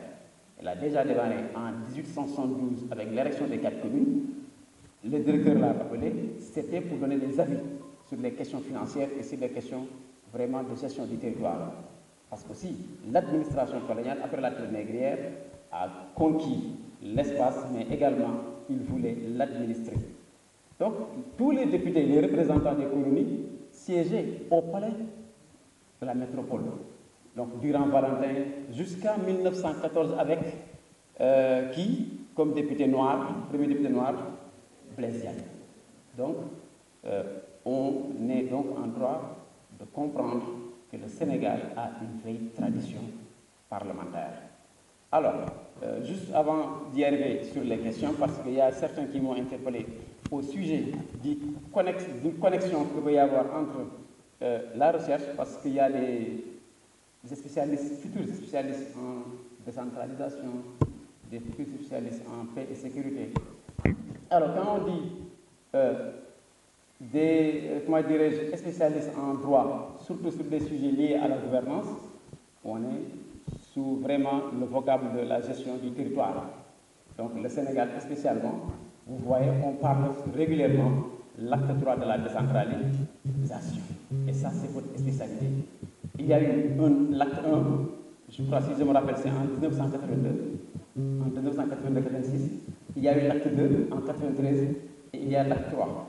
Maintenant, transfert des compétences, pour y arriver, parce qu'il y a des chercheurs dans ce domaine-là, il faudra inéluctablement, vous avez vu qu'il y a des ressources énormes au niveau de la bibliothèque, c'est de venir faire le recueil de l'ensemble des lois qui ont été votées ici. Parce que l'Assemblée nationale délibère sur ces questions-là. Il y a une masse d'informations qui existent, c'est les lois, il y a l'exposé des motifs, ce qui amène le législateur à penser faire une décision politique. Tout à l'heure, ma collègue l'a dit, les projets de loi, il y a des projets de loi sur ça, la gestion du territoire, le transfert des compétences, les questions de finances locales, tout ça c'est bien étudié et documenté et voté ici. Donc il y a une mine d'informations, c'est à quoi je voulais venir, et s'il y a des questions, on peut y arriver. Merci.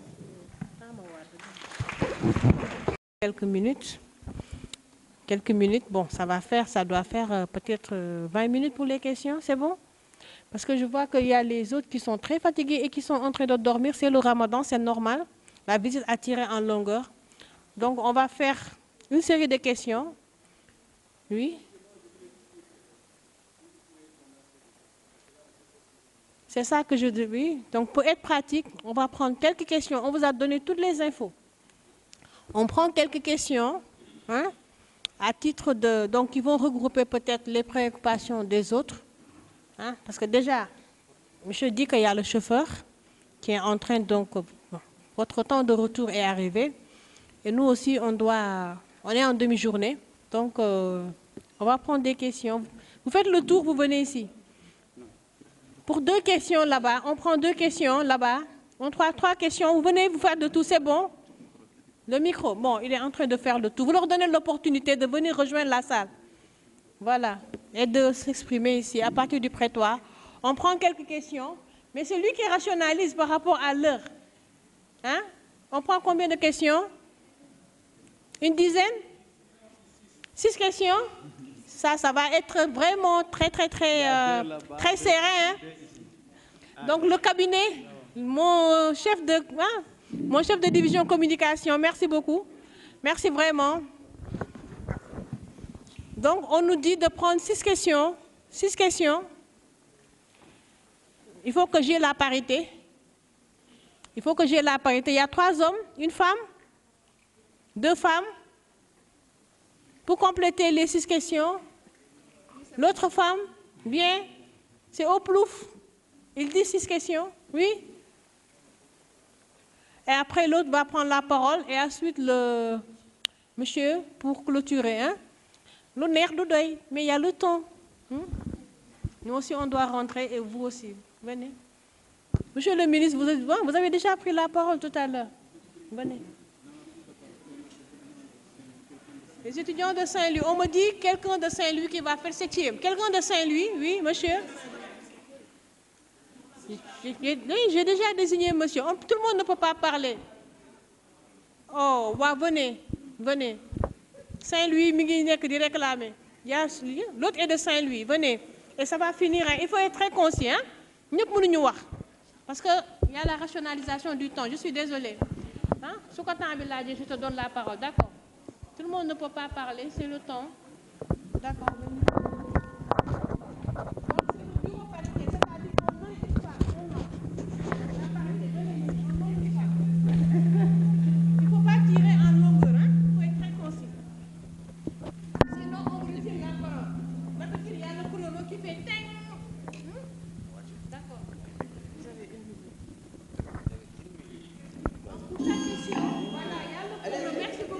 Bonjour. Bon, je me nomme Alassane Thiam, étudiant en Master 1 Sciences Po. Ma question est la suivante. Aujourd'hui, nous avons une Assemblée nationale.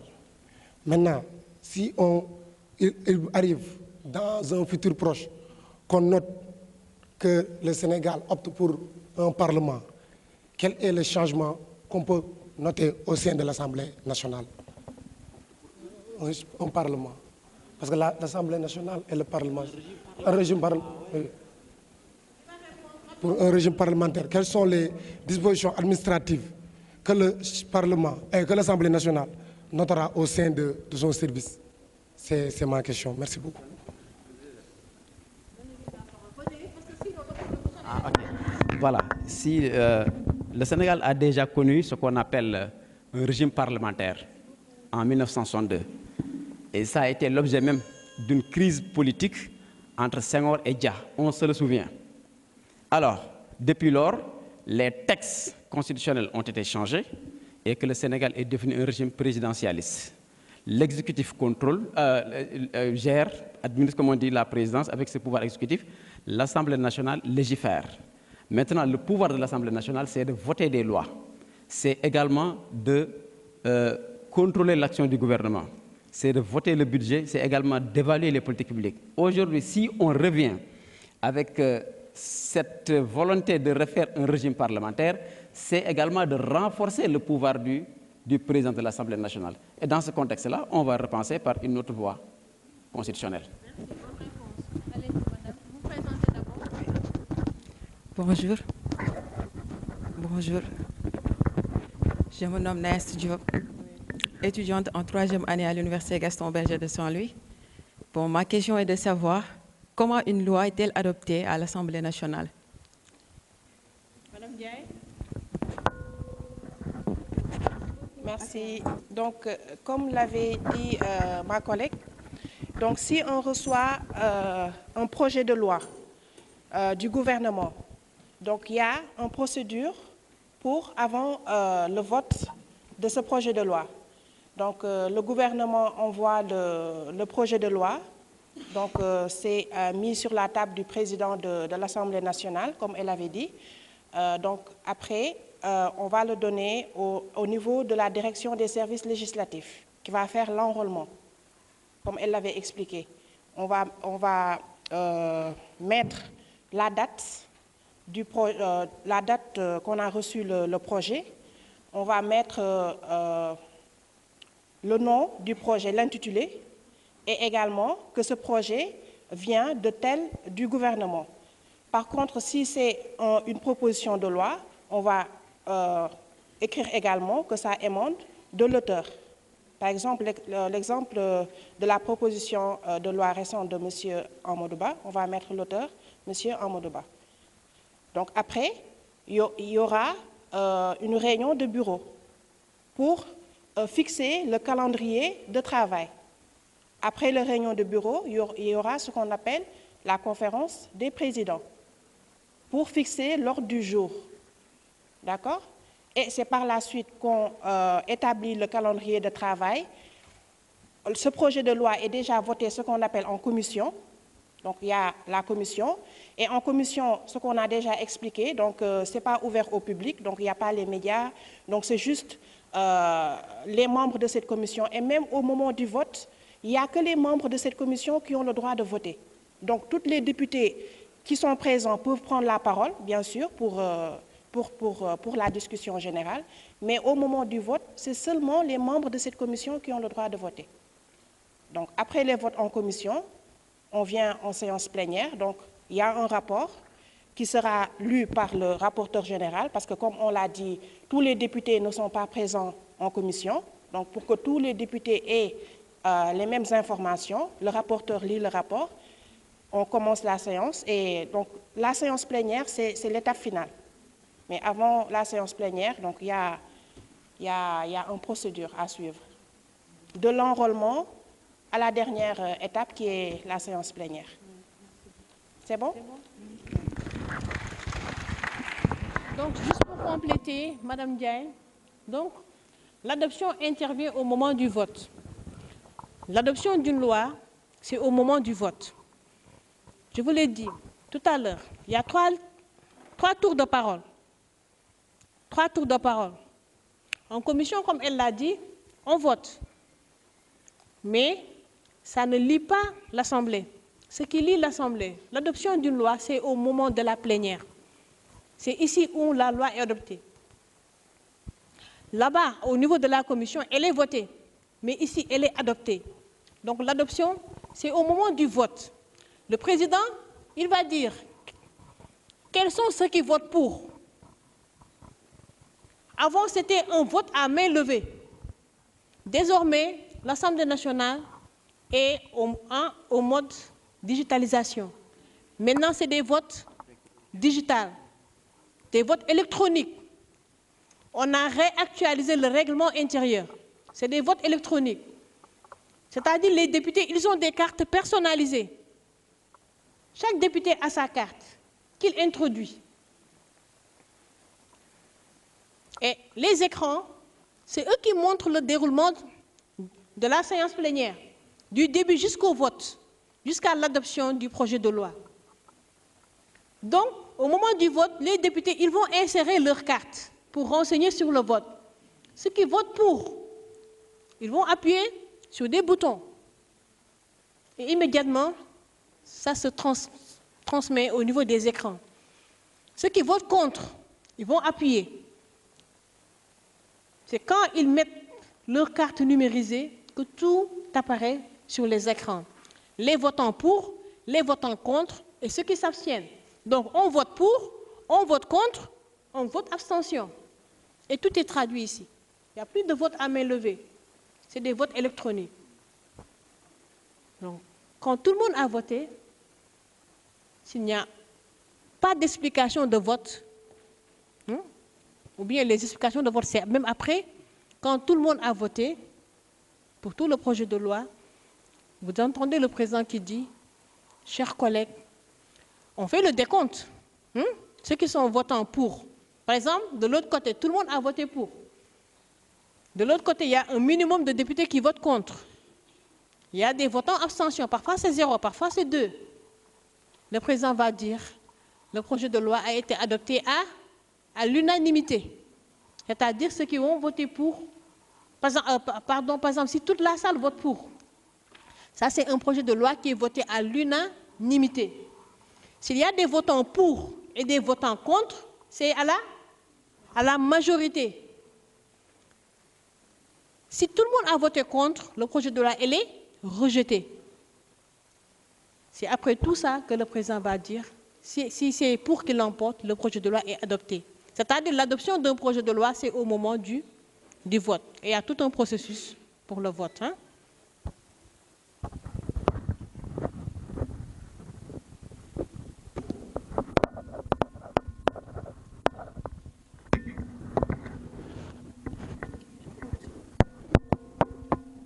Ok.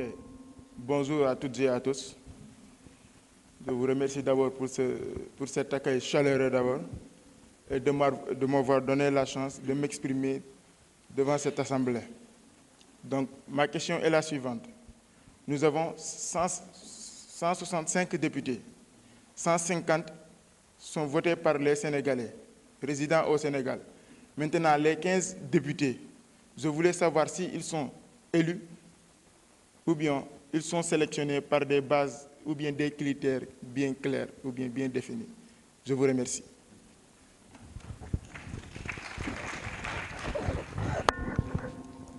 Donc, très bonne question. Donc, là, les 15 députés, ce sont les députés de la diaspora. La diaspora vote, comme ici on vote au Sénégal. Ils ne sont pas sélectionnés, ils sont élus.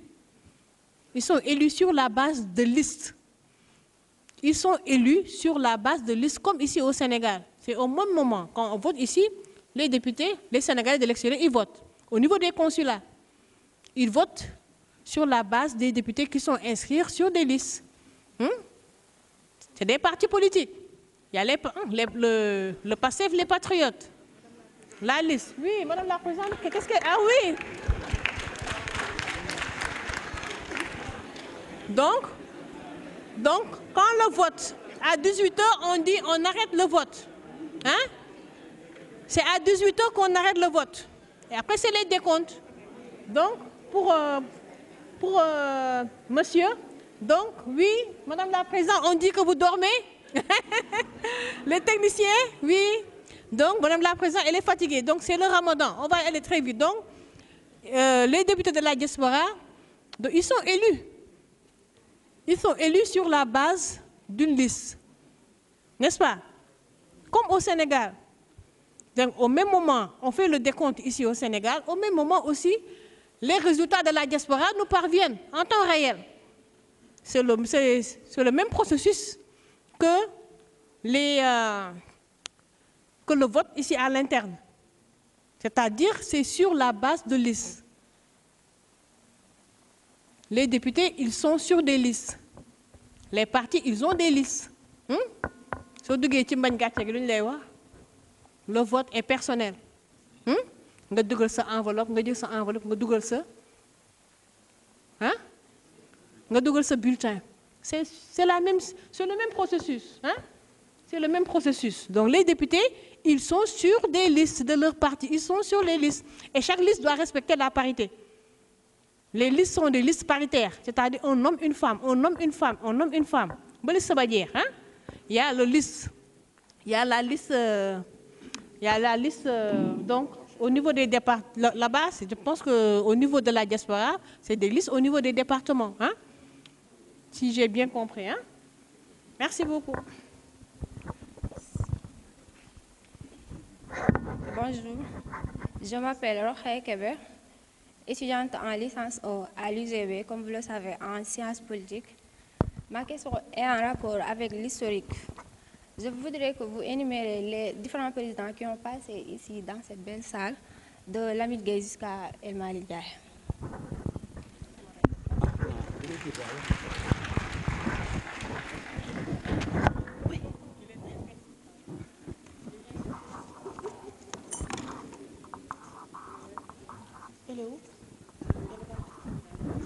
Donc, elle a posé la question à savoir les présidents que nous avons depuis 1960. Donc, nous sommes à notre 15e législature. Monsieur Malick Ndiaye, c'est le 13e président de l'Assemblée nationale. Donc, je vais vous lire la liste des présidents de l'Assemblée nationale. Donc, en premier, nous avons Lamine Gueye. Donc, il était avocat. Donc, le mandat, c'était de 1960 à 1968. Ensuite, nous avons Amadou Cissé Dia. Donc, il était médecin de 1968 à 1983. Donc, après, troisième, M. Habib Thiam, il était administrateur civil de 1983 à 1984. Après, nous avons Daouda Sow, il était médecin de 1984 à 1988. Après, nous avons Abdoul Aziz Ndao, secrétaire d'administration de 1988 à 1993. Cheikh Abdoul Khadr Sissoko, ingénieur agronome de 1993 à 2001. Après, Youssou Diagne, cadre commercial 2001 à 2002. Après, nous avons eu Pape Diop, comptable 2002 à 2007. Après, M. Macky Sall, ingénieur 2007 à 2008. Après, M. Mamadou Seck, économiste 2008-2012. Après, M. Moustapha Niasse, administrateur civil 2012 à 2022. Après 2022-2024, nous avons eu M. Amadou Mame Diop, qui est pharmacien. Ensuite, 13e président, nous avons eu M. Malick Ndiaye. Et on a 15e législature, 13e président. Donc, vous devez vous dire pourquoi le nombre n'est pas égal. Donc, la réponse, elle est très simple. Parce que le président de l'Assemblée nationale, il est élu pour un mandat de 5 ans. Donc, il peut arriver qu'un président de l'Assemblée nationale ne termine pas son mandat. Donc, par exemple, nous avons ici, je vous donne peut-être l'exemple de l'ancien président, M. Amadou Mame Diop, il a fait 2 ans. Donc, il peut même arriver également qu'un président comme M. Moustapha Niasse, il a fait 2 mandats. Donc, 5 ans plus 5 ans. Donc, c'est pourquoi le nombre n'est pas exact. Donc, c'est ces 13 présidents que nous avons depuis 1960.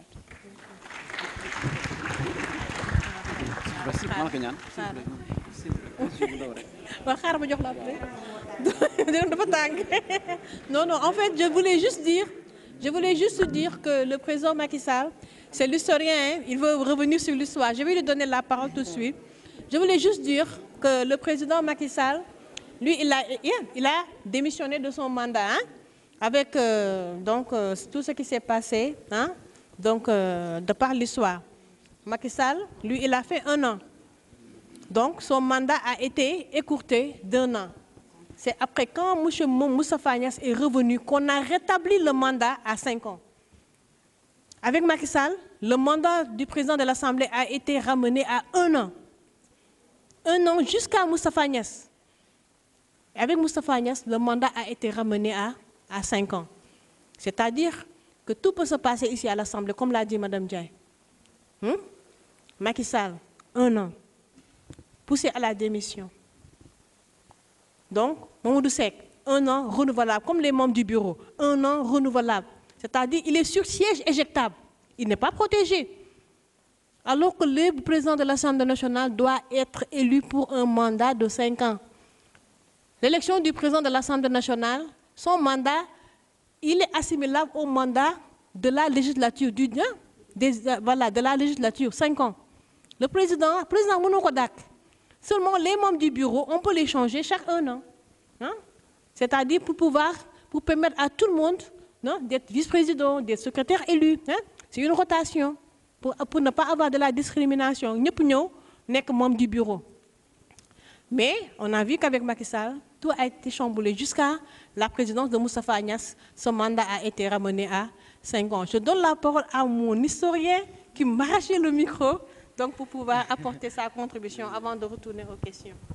Juste pour préciser, quoi, parce que j'ai vu certains parmi vous qui ont eu ces plaquettes où il est écrit Léopold Sédar Senghor, président de l'Assemblée nationale. Juste, c'est pour préciser quoi, que, voilà, que le directeur, il vous a dit qu'il y avait l'Assemblée fédérale, Sénégal et le Mali.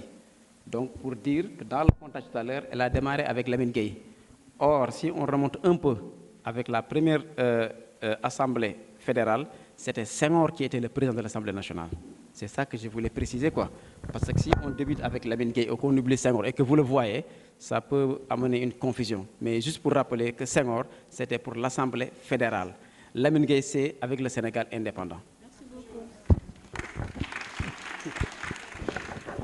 Bonjour, je me nomme Ibrahim Mbalou. Je suis le président de la commission pédagogique et scientifique de l'Association des étudiants africains en sciences politiques. Donc moi, j'ai 2 à 3 préoccupations.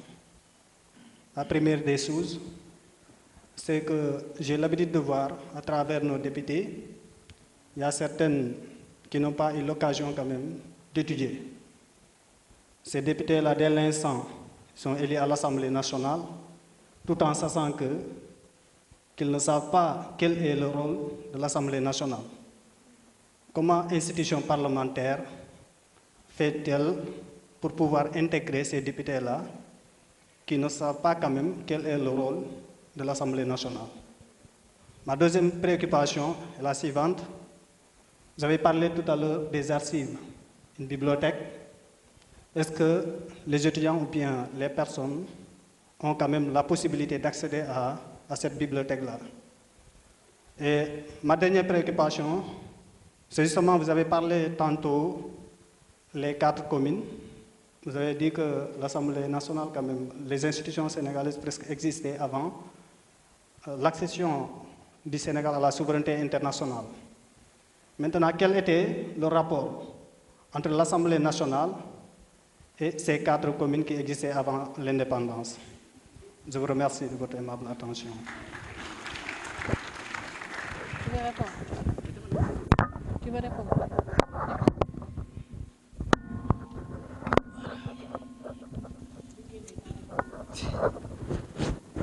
Voilà. Il y a combien? Trois questions, quoi. La première, c'est lié à un député qui ne connaît pas son rôle. En tout cas, le député, il représente le peuple. Il est à l'Assemblée nationale pour le peuple et pour une mission bien déterminée. Voter une loi, faire une proposition de loi, voter et suivre l'action du gouvernement et éventuellement participer à l'évaluation. Maintenant, les députés, dans le cadre de leur travail, ont ce qu'on appelle des assistants parlementaires. Tout député est assisté par un assistant parlementaire. Voilà, ils sont là, qui les assistent dans le cadre de leur travail. Donc chaque député connaît sa mission, connaît son rôle, et dans le cadre de leur fonction, ils savent à qui se diriger, de quoi ils ont besoin pour faire leur travail. Ils ne sont pas là uniquement pour voter. Tantôt, ma collègue l'a dit, en commission, on ne montre pas ça à la télé parce que c'est trop technique et il y a des choses confidentielles. C'est là également qu'ils font tout le travail nécessaire, mais en plénière que vous voyez, ils sont là pour l'adopter, c'est en dernière instance. Après, ma collègue peut-être va compléter s'il y a d'autres infos. Non, je pense que avant que tu n'avances pour les autres questions, et pour être en phase avec mon collègue, en fait, avec les assistants parlementaires déjà, ils sont en petit nombre. Donc, il faut les augmenter. Comme je l'ai dit tout à l'heure, le ministre, il a derrière lui un pléthore d'experts dans tous les domaines. Mais les députés ne sont pas bien encadrés. Ils sont 165 députés pour 19 ou 20 assistants parlementaires. Donc, ils sont en train de faire le plaidoyer parce que le député, c'est une fonction politique. On peut ne pas être expert dans tel ou tel domaine, c'est une fonction politique. Il y a des députés qui sont analphabètes, mais il y a des députés qui représentent les paysans. Il y a les députés qui représentent le monde rural. Quand ils viennent à l'Assemblée, ils ne sont pas outillés. Devant, par exemple, une loi de finances, ils ne connaissent rien du tout.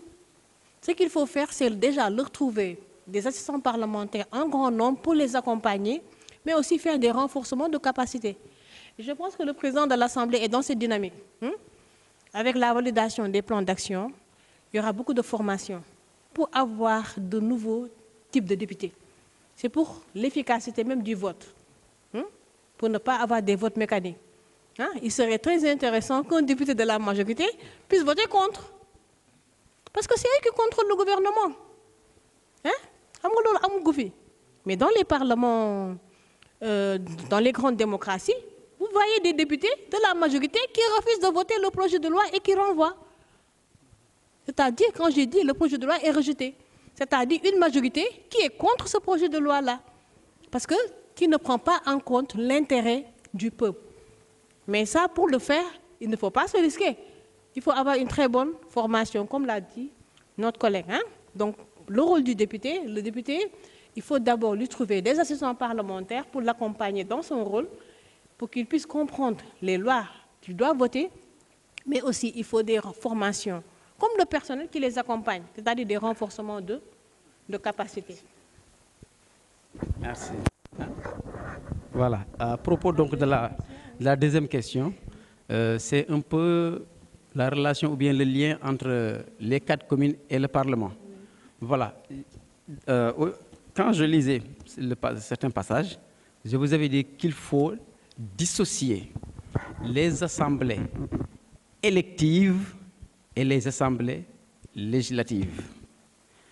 Les 4 communes, c'est à partir donc de 1872 avec l'érection Gorée, Saint-Louis, Rufisque et Dakar. Maintenant, le Sénégal suit son chemin. Nous sommes dans un contexte colonial. Les gens se réunissaient pour statuer sur les questions financières de la colonie et également sur les questions territoriales. Parce que n'oublions pas que l'espace colonial du Sénégal est un espace conquis à travers des royaumes. C'est ça. Il y avait le Djolof, il y avait le Kayor, il y avait le Waalo et autres, le Fouta et la Casamance. Maintenant, l'évolution suit son cours jusqu'à la fin du 19e siècle, au début du 20e siècle, avec la Première Guerre mondiale. Ils ont dit maintenant que le niveau de conscience des Africains est arrivé à un niveau où il faut leur donner leurs propres représentants. Alors arrive Blaise Diagne, 1914. Maintenant, on a tous, si on se le rappelle avec nos leçons de 6e jusqu'à terminale, on parle de l'éveil progressif des consciences. C'est ça. Donc, on a eu les indigènes d'un côté et les citoyens de l'autre côté. Maintenant, les représentants du Sénégal battaient pour que le code de l'indigénat soit éradiqué. On se le rappelle tous, c'est à travers nos cours d'histoire et de géographie. Qu'est-ce qui s'est passé après la Seconde Guerre mondiale? La France voulait toujours perpétuer sa domination coloniale. On a vu avec l'Union française pour essayer de maintenir les Africains. Donc c'est à partir de 1959, avec la Fédération du Mali, que l'Assemblée était déjà là. Ma collègue l'a rappelé tout à l'heure. 1954, pose de la première pierre. 56, inauguration avec Albert Sarraut. Mais c'était pour une assemblée associée à la métropole. C'était ça, pour maintenir la domination coloniale. Mais les Africains voulaient y aller parce que cette assemblée était une assemblée de l'AOF. Et que la France, on dit divisé pour mieux régner. On se le rappelle, Senghor luttait contre la Balkanie. balkanisation. C'est pourquoi cette Assemblée fédérale, on vous l'a montré, c'était de Dahomey, voilà, c'est cette Assemblée législative-là. C'est à partir de ce moment-là qu'on commence à voter que l'Assemblée devienne l'Assemblée législative sous ce qu'on appelle l'identité d'une république. Voilà, merci. Il pourra vous gratifier jusqu'à demain. Hein? C'est un passionné d'histoire, c'est un chercheur. Mais nous sommes contraints par le temps. On me signale que le bus est là. Donc, on va faire très vite. Les réponses très. Voilà. Bonjour, je suis Djeynabou Diallo, étudiant en sciences politiques rattachée à l'ENO de Mbour. Je suis en licence 2. Ma question est, par exemple, si un député vient proposer sa projet de loi et que l'Assemblée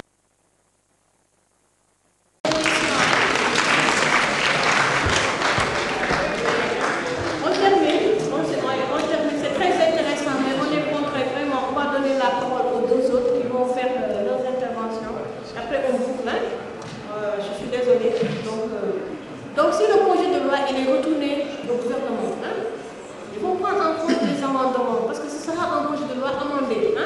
C'est-à-dire, si un projet de loi est voté contre, s'il est retourné au gouvernement, il faut prendre en compte les préoccupations des députés. Donc ce qui n'était pas dans le projet, donc c'est pour que ça en fait, ça vérifie la démocratie. C'est-à-dire que le projet est mal libellé, ne prend pas en compte des aspects. Retournez au gouvernement, on va le réécrire avant de le présenter. Parce que si c'est le même projet qui revient, c'est en compte. Et ça, c'est pas bon. Donc, ils vont prendre en compte toutes les préoccupations qui ont amené à voter contre. Et le projet, quand il viendra, il sera tout pour un.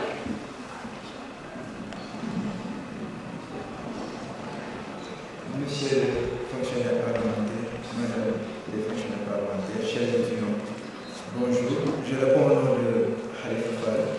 Je suis étudiant en master de sciences politiques, parcours études internationales à l'Université Gaston Berger de Saint-Louis.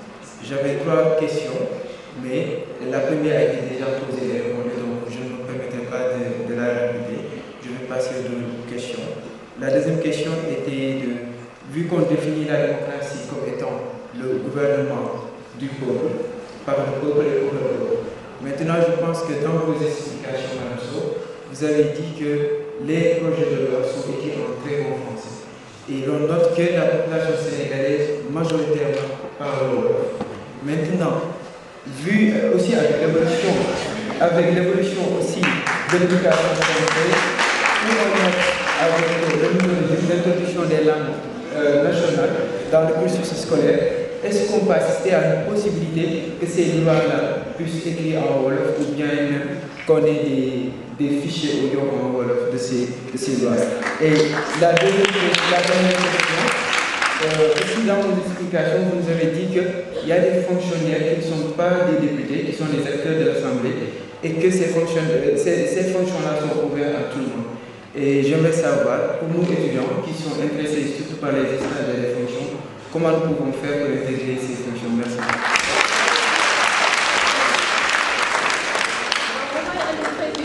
Donc, pour les langues, déjà l'Assemblée, je vous l'ai dit, l'Assemblée nationale a fait un grand bond.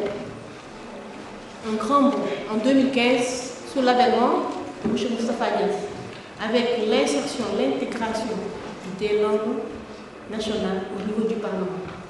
Les langues qui sont codifiées dans la Constitution, ce sont ces langues qui sont interprétées ici à l'Assemblée nationale, en plus du français, la langue officielle. Maintenant, à l'Assemblée, tout le monde se comprend. Les cabines que vous voyez en haut, c'est des cabines, c'est les bureaux des interprètes. Il y a un service technique derrière qui fait le raccordement sur le plan technique. Il y a des casques.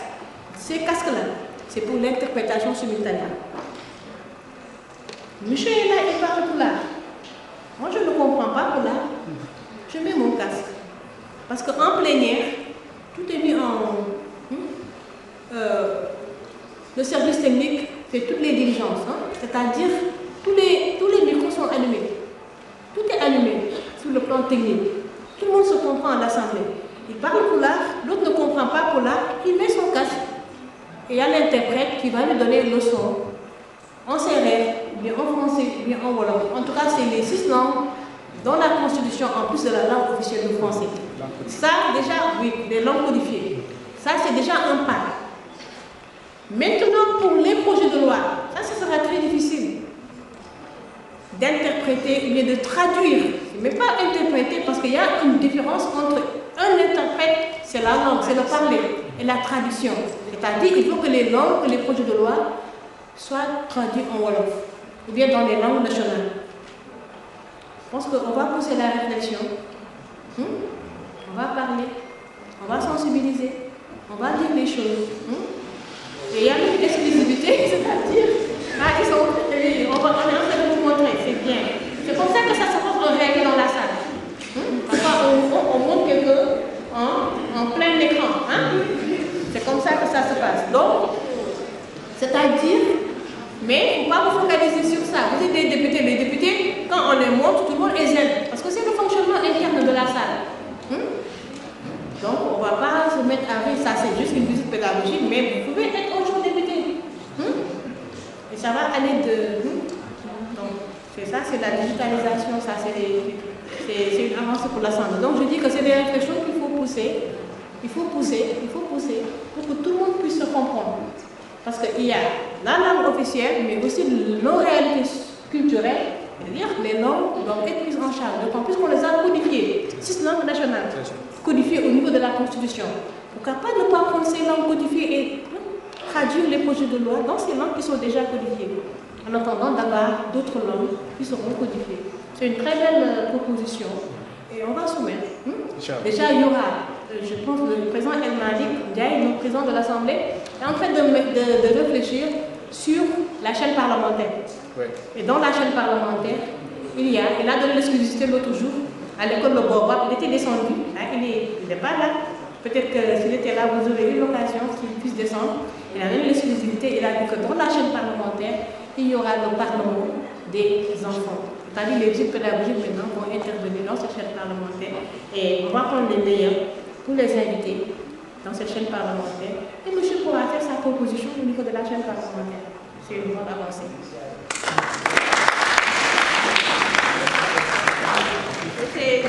Donc c'est le dernier orateur. Oui, bon, je suis le président, je pense que le public va me permettre de clôturer. Oui. Voilà.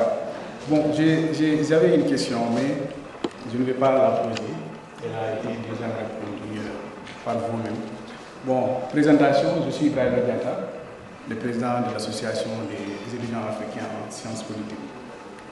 Par ailleurs, étudiant à l'université Cheikh Anta Diop de Dakar, en master de sciences politiques bien sûr, parcours gouvernance locale.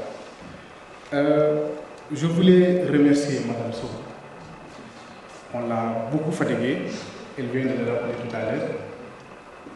Je n'ai pas dit fatiguée. Ça me fait plaisir. Je dois informer les étudiants que je crois que c'est la 3e fois qu'on avait parlé de cette visite. Oui, au début il y avait un décès. Voilà. La 2e fois, c'était le vendredi dernier. Oui. Le vendredi dernier, pardon. Il y a eu le vote de loi sur le cas de Moustapha. Oui, la levée de l'immunité. Très bien, voilà. Donc, et je pense que comme on le dit souvent dans nos albums, Dieu choisit le bon moment. Absolument. Donc, je me disais parfois que si on était venu le vendredi, ou bien la première date, on n'allait pas être nombreux comme ça. Absolument.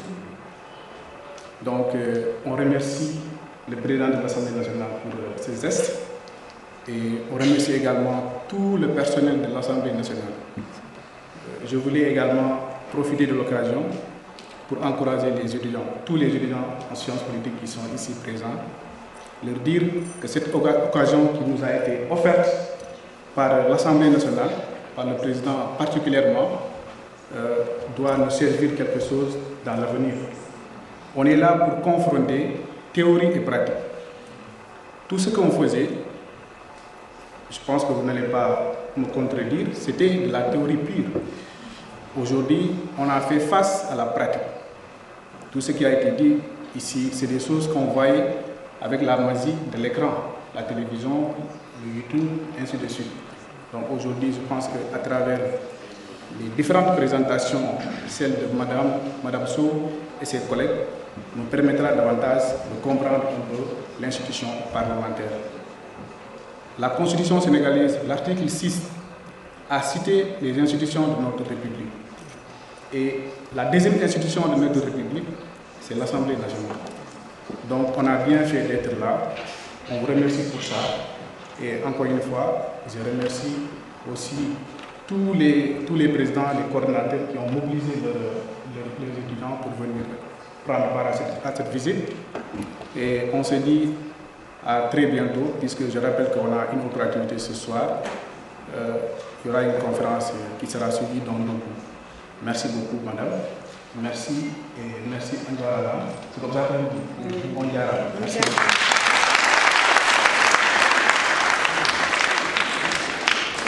Donc, ce n'est que le début d'une collaboration, comme on l'a dit. Hein? Ce n'est que le début. Donc, avec la chaîne parlementaire, peut-être que vous viendrez pour d'autres occasions aussi. Hein? Pourquoi pas avec d'autres étudiants. Hein? La porte vous est ouverte. Le CV législatif est ouvert. Mon téléphone est ouvert. Je ne suis pas fatiguée, mais il m'a pris. Ils m'ont beaucoup fatigué. Mais c'est un plaisir. Il était très persistant, Julie. Hein? Même après Ndogo, il m'envoie des messages. Je me suis dit, c'est une visite qui me tient à cœur. Et heureusement, comme je suis tout près de mon téléphone, même mon mari, il me dit, à la maison, pourquoi tu... Je dis, parce qu'il y a des visites pédagogiques. Ils me font des retours. Mes collègues trouvent en l'incertitude. On m'appelle tout le temps. Donc, même après Ndogo, dès qu'ils m'envoient, je suis là. Parce que je suis tout près de mon téléphone. Et ça donnait ça. Bravo pour la persistance. Bravo pour votre engagement. Bravo pour votre intérêt. Une visite n'a jamais duré aussi longtemps. Vous nous avez mobilisés pendant des heures et des heures et des heures. Mais aussi, ça nous permet aussi de réviser l'historique de l'Assemblée nationale. Hein, c'est donnant-donnant. Ça nous permet de réviser l'historique de l'Assemblée nationale, le fonctionnement, de faire le tour de toutes les questions. Donc, on vous remercie. Moi et mon équipe, M. Pierre Diop, Mme Fatou Kinediaï, Mme Sam, on vous remercie pour l'intérêt. On vous remercie pour la discipline. On vous remercie pour votre engagement. Donc, on vous souhaite un très bon parcours. L'autre me disait, comment faire pour intégrer les fonctions de l'administration parlementaire? Il suffit juste d'avoir le CV. C'est sur la base d'un CV. C'est comme dans tous les autres dépôts. Vous tentez vos chances. Moi, quand je venais ici, je ne connaissais personne. Je suis venue ici, j'ai déposé. Donc, par rapport aux besoins qui étaient là, c'est une chose. Ils avaient besoin d'une rédactrice. J'ai commencé par rédactrice. Ils avaient besoin d'une rédactrice, c'est-à-dire qu'il y a un travail juridictionnel qui doit être fait. J'avais le profil, donc il faut que le CV réponde au poste. Parce que parfois, c'est des besoins. C'est des besoins. Vous déposez, ils ont besoin de tel profil. Vous avez déposé. La chance a fait que moi, ce jour-là, c'est moi qui avais le profil avec une autre collègue. On a été recrutés le même jour. Donc, parfois, il y a un peu la chance aussi. Donc, il y a la différence gravir tous les échelons. Gravir tous les échelons. Donc, vous avez vraiment un bon parcours académique, de très bons profils, et vraiment beaucoup de chance dans la vie, parce que je pense que c'est là. En tout cas, je vous souhaite un excellent retour, comme l'a dit monsieur, et à très vite pour la restitution. Il faut me faire le retour de la conférence, vous avez mon numéro, et aussi, peut-être vous allez faire des thématiques par rapport à la visite. Ce serait intéressant de faire un retour pour l'Assemblée nationale. En tout cas, bon retour. Merci beaucoup.